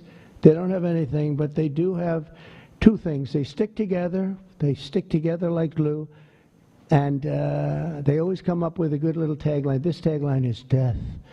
And the death is them. We're the ones that are giving life. We're giving life with that bill. And there's so many good things, whether it's no tax on tips. Think of that. No tax on Social Security. No tax on overtime. If you buy a car, you want to buy a car, you get a deduction of interest on your mortgage. Or think of that. Things that were never even a possibility. And then so much else in terms of health, in terms of providing care. It's really just a fantastic bill. And it's about time that we're going to start, and we'll start talking about it. But once we do, I think we're going to have the greatest midterm that you've ever seen, because this thing really is amazing. And I want to thank all of the senators in particular for getting it done, It also makes the largest investment in the U.S. Coast Guard since World War II, ensuring that we have assets and all of the assets needed to vanquish the cartels from the waterways of North America. We're building a lot of Coast Guard ships that go very speedily along the water, and they're very lethal. They're very powerful, and that's what we need, because a lot of it comes in as we block up the border. They start using the water. That's a good run. I could use that. They block up the border. We start using the water. And that's what happens. They start using the water. Who would think? They even actually developed small submarines. You saw that, right? Small submarines to get the drugs in. And it's incredible. But we've stopped them. I've also directed the Department of Justice to seek maximum sentences for fentanyl traffickers. We're going to absolutely do the maximum. Since my inauguration, the DOJ has seized over 4,500 pounds of fentanyl, which is a record, including with the enormous Sinaloa cartel bust in May, one of the toughest cartels out there, the largest fentanyl bust ever in United States history. And now with the signing of the HALT Fentanyl Act, in just a few moments, we are delivering another defeat for the savage drug smugglers and criminals and the cartels who have a tremendous amount to say about Mexico. If you want to be nice about it, I'm trying to be nice about it. They have very strong controls over Mexico. We have to do something about that. Can't let that happen. The Mexican authorities are petrified. They're petrified to show up at their office. They're petrified to go to work because the cartels have a tremendous grip on Mexico and the politicians and the people that get elected. For years, the monsters who manufacture illicit fentanyl have sought to skirt legal restrictions by making minor variations of the chemical compound, and in the process, they've... All right, we'll continue to monitor what the president is talking about, the HALT Fentanyl Act, and get back to this in real time. But we do have a guest. Our own sports director, Nick Carboni, is here talking about the 30th All-Star Game, which, Nick, I hear is going to be in Charlotte, right? Yeah, the 30th Major League All-Star Game will be in Charlotte next year. This is something that we were able to confirm yesterday. Our Danielle Stein confirmed it with sources yesterday morning because the MLS said, hey, we're making a big announcement in Charlotte on Wednesday morning, and we knew already that it was MLS All-Star. That announcement happened today. We streamed it live for you on WCNC+. Commissioner Don Garber, who initially awarded the team to Charlotte 5 or 6 years ago, he was back. Mayor Vi Lyles was there. Johnny Harris, the kind of do-it-all developer and sports visionary in Charlotte with the Charlotte Sports Foundation, was there as well. And Panthers owners David and Nicole Tepper there to receive the 30th MLS All-Star Game. So exciting stuff. There's a lot that we still don't know. Yeah. It's not like a lot of other league All-Star Games where we know the date. We don't even know the format. We don't know who the All-Stars will be playing against right now. So we did ask Commissioner Garber about that today, and those are still unknown, but we know kind of what has happened in the past. Let's talk about the soccer fervor, the football fervor, you might say, right? They just became a team in 2022, and now we have the All-Star Game, but even Mr. Garber talked about just how much Charlotte has become that soccer city and how much fans really just love soccer, and really that could have played into why we have the All-Star Game, right? Yeah, you can't ignore it. When you see upwards of 74,000 people at the first Charlotte FC game, and they've had crowds when they open that upper bowl for big games and playoffs that come close to that again, and you see the supporter section constantly packed, and we host events like the FIFA Club World Cup where Real Madrid puts another 70,000 in. Last summer, another 70+ thousand in for the Colombia-Uruguay match in Copa America. It's happening year after year after year. They had some of the strongest crowds initially in the FIFA Club World Cup. Charlotte FC has had the second most attendance in Major League Soccer every single year they've been in, second only to Atlanta, their rival, which also has an NFL stadium but has one that's closed. So, you don't have to worry about going and getting wet or getting too hot at that stadium. But there's no doubt that that has played into this. Okay. Really wish we were able to land some of the FIFA World Cup games next summer. Yeah. I'm not sure if that decision had been made a year later and they saw the Copa crowd and they saw the Real Madrid crowd, that maybe that would have changed FIFA's mind about that. But we get the MLS Club World, the MLS. There's a lot of soccer going on. We get the MLS All-Star Game next summer. Now, what we don't know, like I said, is the exact date. We know it's going to be in July. There's things that still have to be sorted out. They're going to play it after the FIFA World Cup. That's in North America, so that pushes it to late July. And the other part we don't know, and that probably has to do with the scheduling, is sometimes the MLS All-Stars play the Liga MX All-Stars, the Mexican League. Sometimes they play a European club. So who's going to be available? Who do they want them to match up against? Another thing we don't know, but I'm getting a really good sense of it just from talking to sources, is whether this match will be played on grass or the turf that's down at Bank of America Stadium now. Right now, all of Charlotte FC's league games are played on the artificial surface, which the Panthers play on, which is there kind of for cost effectiveness and logistically for concerts and all the other events that they hold. But when they do have large scale soccer events, they do put natural grass down. They did it for all 4 games of the FIFA Club World Cup that were there. They've done it when Chelsea has come over to play Charlotte FC. Most MLS All-Star games are played on natural grass. They have been for the last 30 years, not all but most. Okay. So I'm under the impression that they will have natural grass at Bank of America Stadium for that match. All right. Well, a lot of folks are going to be obviously excited about what those jerseys will look like for the All-Star game, because they always are pretty spectacular. There's a lot of nuances with certain All-Star series, right? MLS, we saw MLB obviously with the Home Run Derby this week, and obviously they're in the heart of the All-Star game for MLB. What are some nuances for MLS for the All-Star game that maybe folks should be watching out for as we get closer to getting more about the date? Yeah, there will be skills competitions. I mean, this was billed today by Commissioner Garber and by David Tepper as a week-long celebration. It's also the 30th anniversary of Major League Soccer, and how the amount that it has grown over those 30 years, especially recently with the rapid expansion, including Charlotte FC. So I think you're going to see a lot of interactive things, a lot of engagement with the community from the league, from Charlotte FC as the host club as well. And we did ask sporting director, basically that's the general manager of the club, Zoran Krneta, about what his role would be and what the club's role would be. And he said, hopefully we're the MLS Cup champions from the prior year, this season leading into that, but they've got some work to do on that front. But I think it's going to be a celebration of league, city, and host club all week long. Plus, if Messi's still in the league, which we anticipate, you're probably going to have a Messi game. And we know how crazy those can get. We've had them before. So that's going to be a big part of it. I mean, the league has made no bones about using Messi to draw crowds wherever he goes.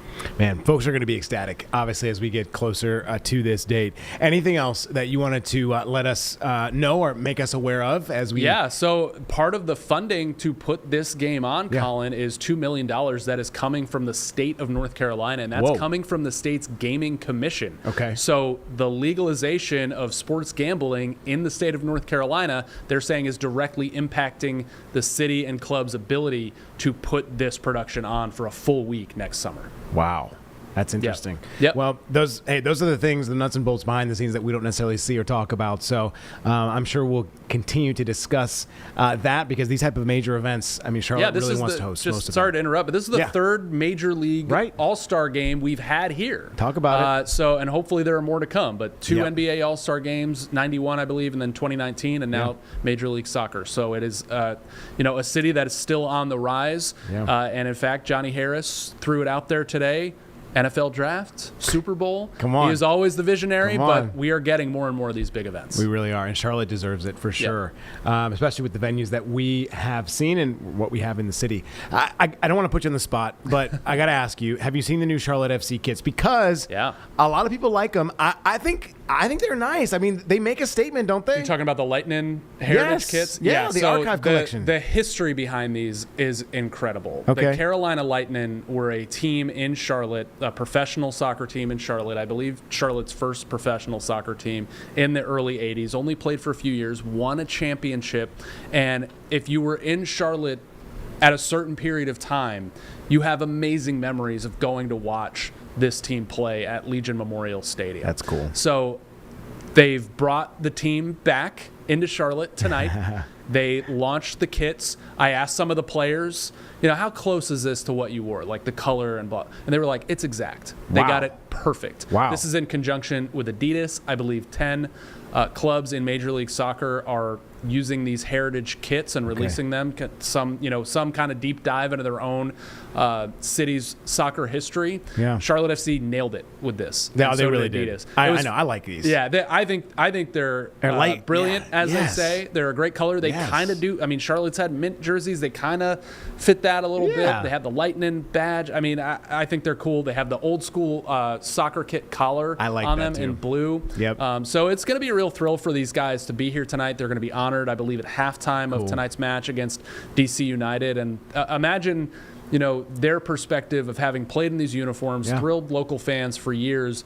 Now seeing the way soccer has grown in this city from where it was 45 years ago, Yeah. and to see, I think there's going to be about 35 or 40,000 fans tonight. We walked into the team store because they had the kits for sale. Yeah. I thought maybe a few people would be milling around. Line was out the door for an hour. Of course there was. People were buying these things in droves. Yeah. So you'd have to anticipate seeing a lot of them in the crowd tonight. Yeah, I mean, when I go on vacation, I love to try and have a soccer kit from the city that I live in because you not just that one you're Yeah. wearing, you see it in numerous other folks, and we see them all the time. Yeah. Honestly, I think Charlotte has some of the best kits. I in have an MLS. Ascent kit, and now I Ascent too. probably have to get one of these. They have shoes too. Yeah. Or Danielle Stein was already looking online. She saw they're unbelievable. Yeah. Danielle will have some interviews with some of these players tonight at 6 Okay. o'clock. So Can't wait for keep that. your eye out for that. For Yes, come back and make sure you tune in to WCNC on our linear show at 6. And it is cool. I do want to talk about this real quick, Nick, that the MLS is weaving the history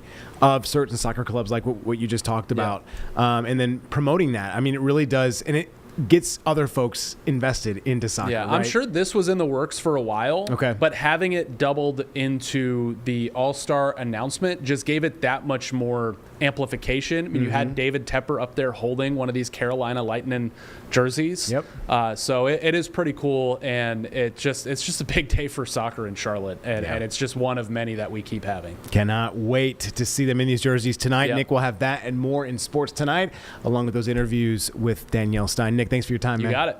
All right, we are going to continue to monitor a couple of different situations. I do believe we do still have the president speaking in the East Room on this Halt Fentanyl Act. So we'll go back to this as this is happening in real time. And that's where the money is. So it happens. People say, why is it so much? Because we have money. We're richer than other countries, so they come here more. They take the money like taking candy from a baby. So today, on behalf of all Americans who have lost a loved one to opioids, we renew our vow to liberate America from this horrible plague, and I hope you're going to do a fantastic job. You have no idea how important you are. You have maybe the most important job just about in government. There's nothing more important than what you're doing, so I wish you a lot of luck, and we'll be there to help you all the way along, okay? Once again, I want to thank Congress for passing this important bill and for all the work you've done over the last 2 weeks, all of you. What a job you've all done.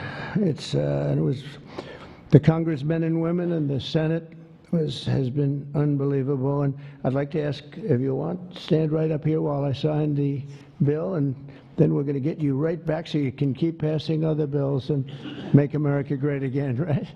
Okay, thank you very much. It's great to have you.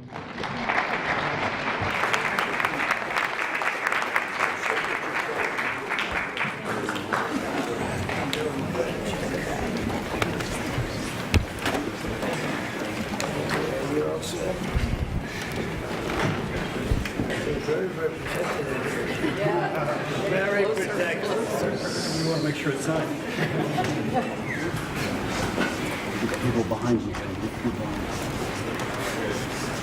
And this is not an auto pen, right? That's for sure. That's great. Thank you very much. Thank you.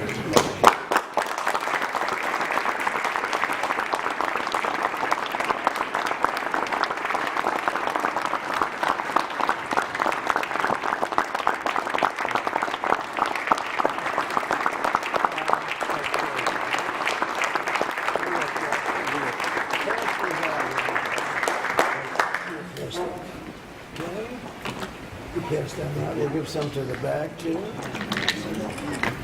Okay, we'll just pass them out.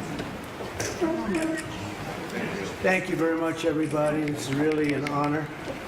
Very important. One of the more important things that we'll ever sign, I suspect. And thank you all for the great job. Thank you. Thank you very much, everybody.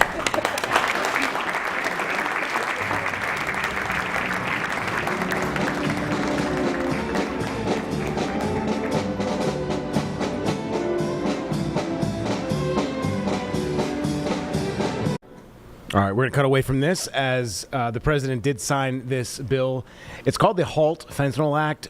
And just to get a little bit more information to you, as we were talking to Nick during some of this, this act deals with anyone who possesses, imports, distributes, or manufactures any illicit fentanyl-related substances that will be subject to criminal prosecution in the same manner in which any other Schedule I controlled substance would be prosecuted. So they're going heavier on these prosecutions on individuals that are selling these narcotics.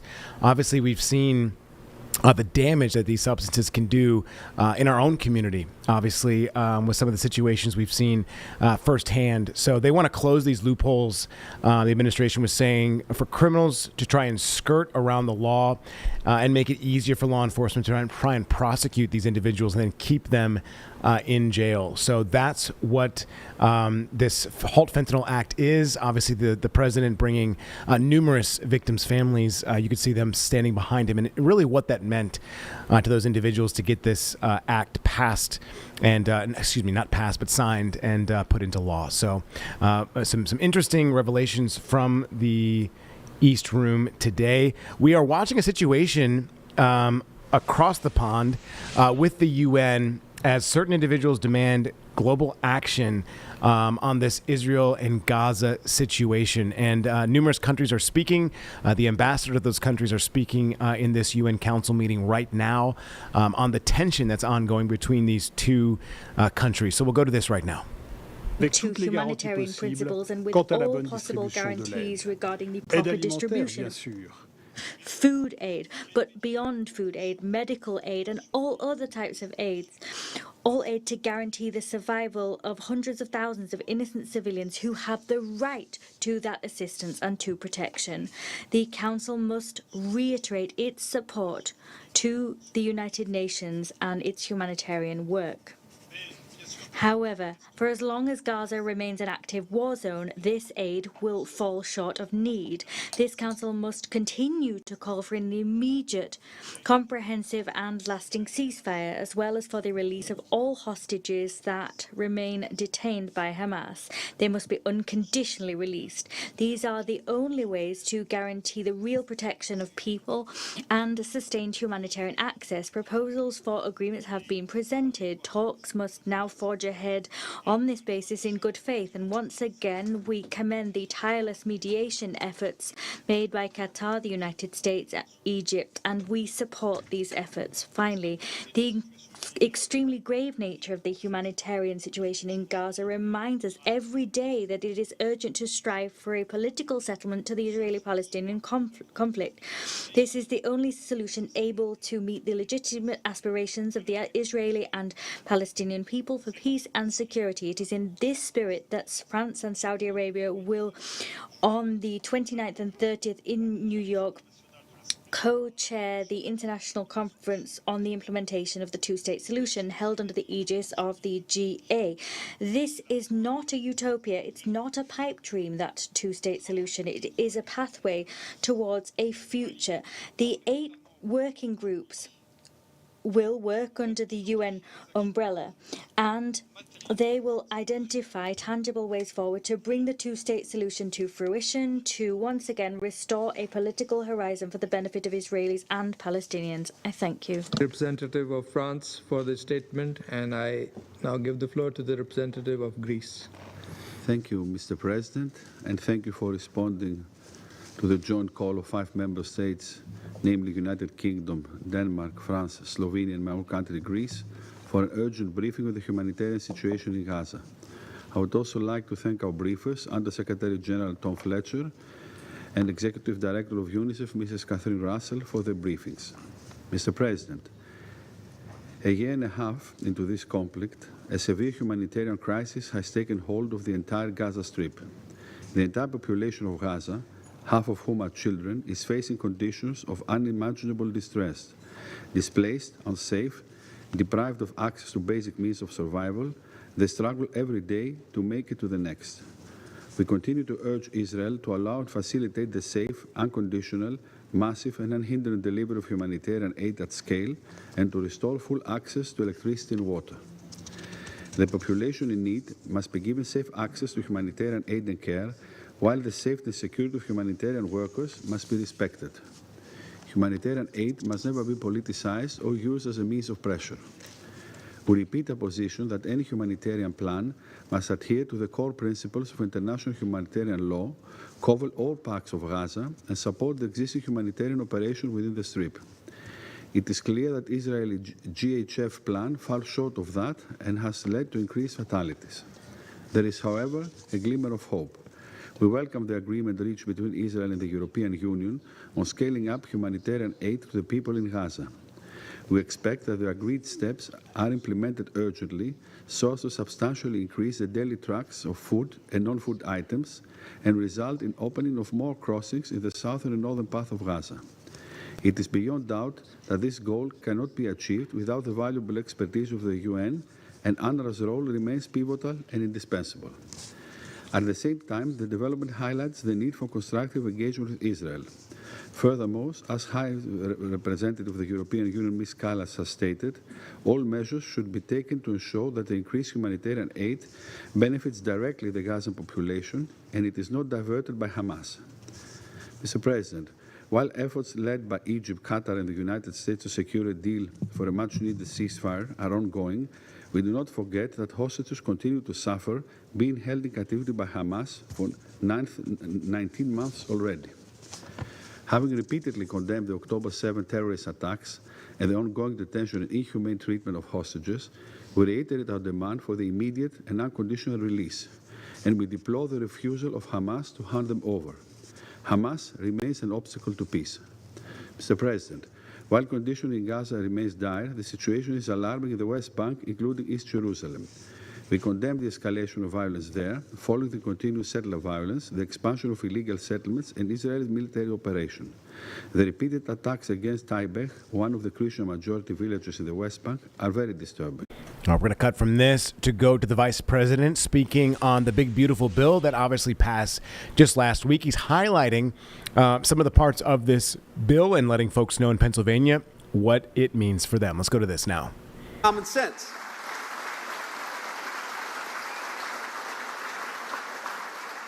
But the crazy thing is, for years, our government has done the exact opposite.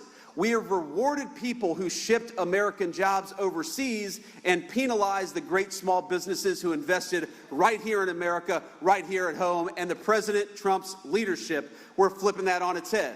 If you're building here, if you're making here, if you're working in the United States of America, we just gave you a big, fat tax break. But if you're going to ship American jobs overseas, thanks to Donald Trump, you're going to pay a big, fat tariff. It's time to invest in our own country and our own people once again, and we're doing it.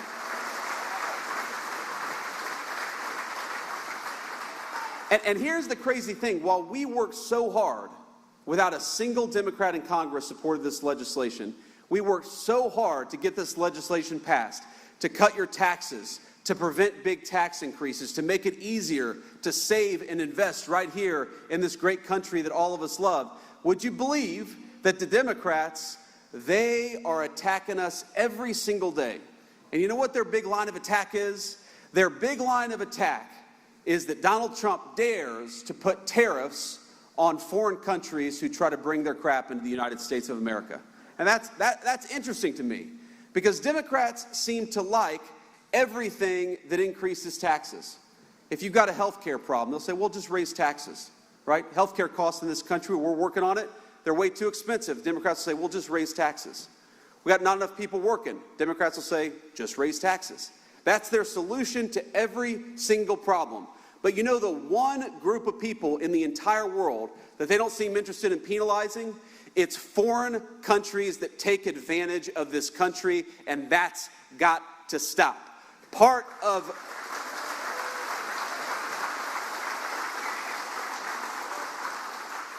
the big, beautiful agenda is saying that if you're going to build something in the United States of America, we're going to reward you and we're going to fight for you. But if you want to build something overseas, you're going to pay a big, fat tariff before you bring it back into the United States of America, and that's exactly how it should be.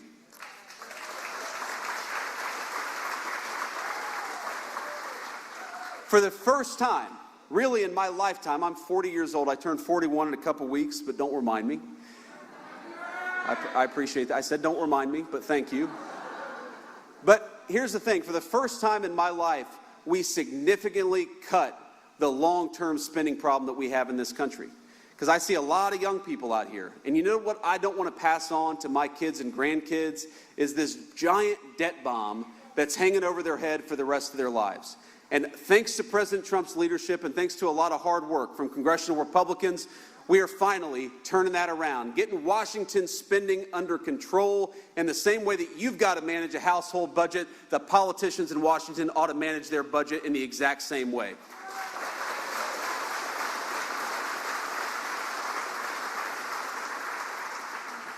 And there are just a couple other things I want to talk about because, of course, northeastern Pennsylvania, all of Pennsylvania is a proud energy producer state. And for too many years in this country, we've had presidential leadership that would rather us buy energy, oil, gas, of course, solar and wind, from everybody else except for our own people. And I don't think that made very much sense, did it?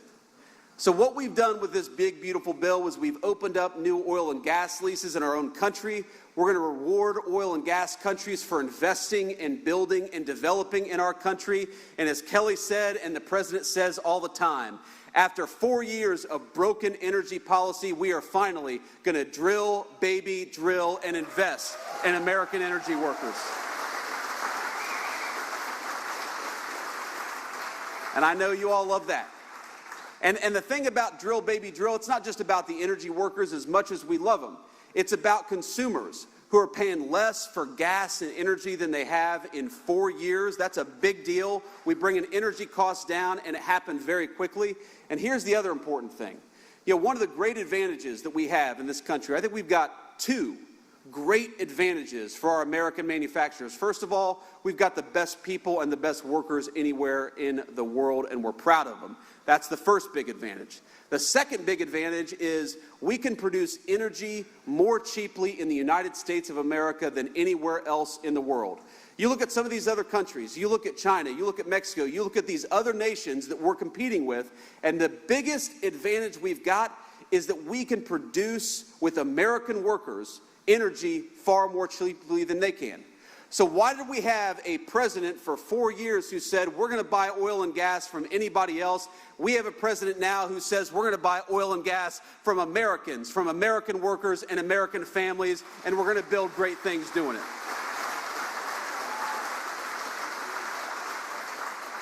And I want to say just two more things about this big, beautiful bill.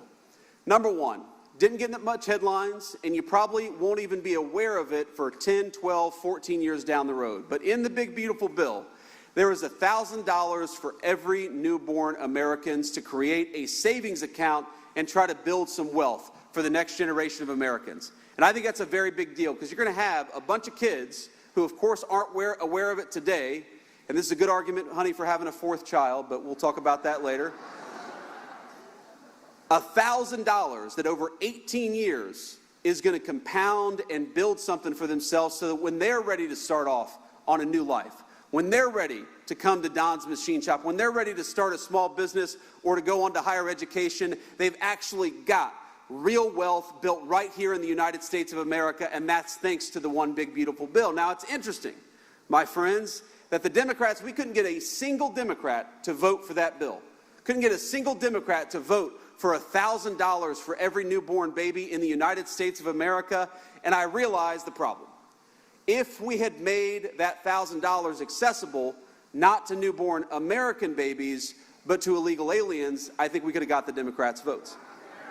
Because I don't know if you've seen, but the reason for being of the modern Democratic Party seems to be to open up the American border and to put illegal aliens over the interests of American citizens. It's the craziest thing. I mean, I grew up in the presidency of Bill Clinton, who had a lot of problems, let's be clear, but Bill Clinton was not the modern Democratic Party when it came to these wide open borders. He was not encouraging violence against our immigration enforcement officers. He was not voting against legislation that would help American citizens build wealth. Because whatever you want to say, today's Democrats are not the Democrats of the past. And what we're getting ready to do, as you know, we just finished one election in 2024, and of course it went the right way. But what we're getting ready to do over the next year and a half, is to talk about these big wins. Because if we don't talk about them, we know too many in the fake news won't cover them.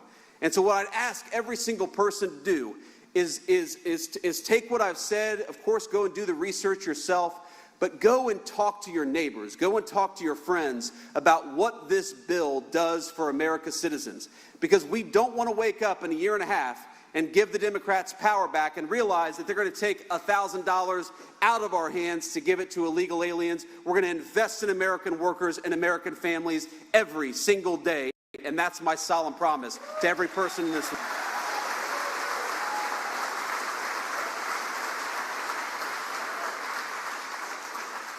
And I want to close here because I know, we're in the middle of the day, and I appreciate y'all spending a little bit of time with me. I think I've already gone well over the 12 minutes they told me to speak, but you give a politician a microphone, and what do you think is going to happen?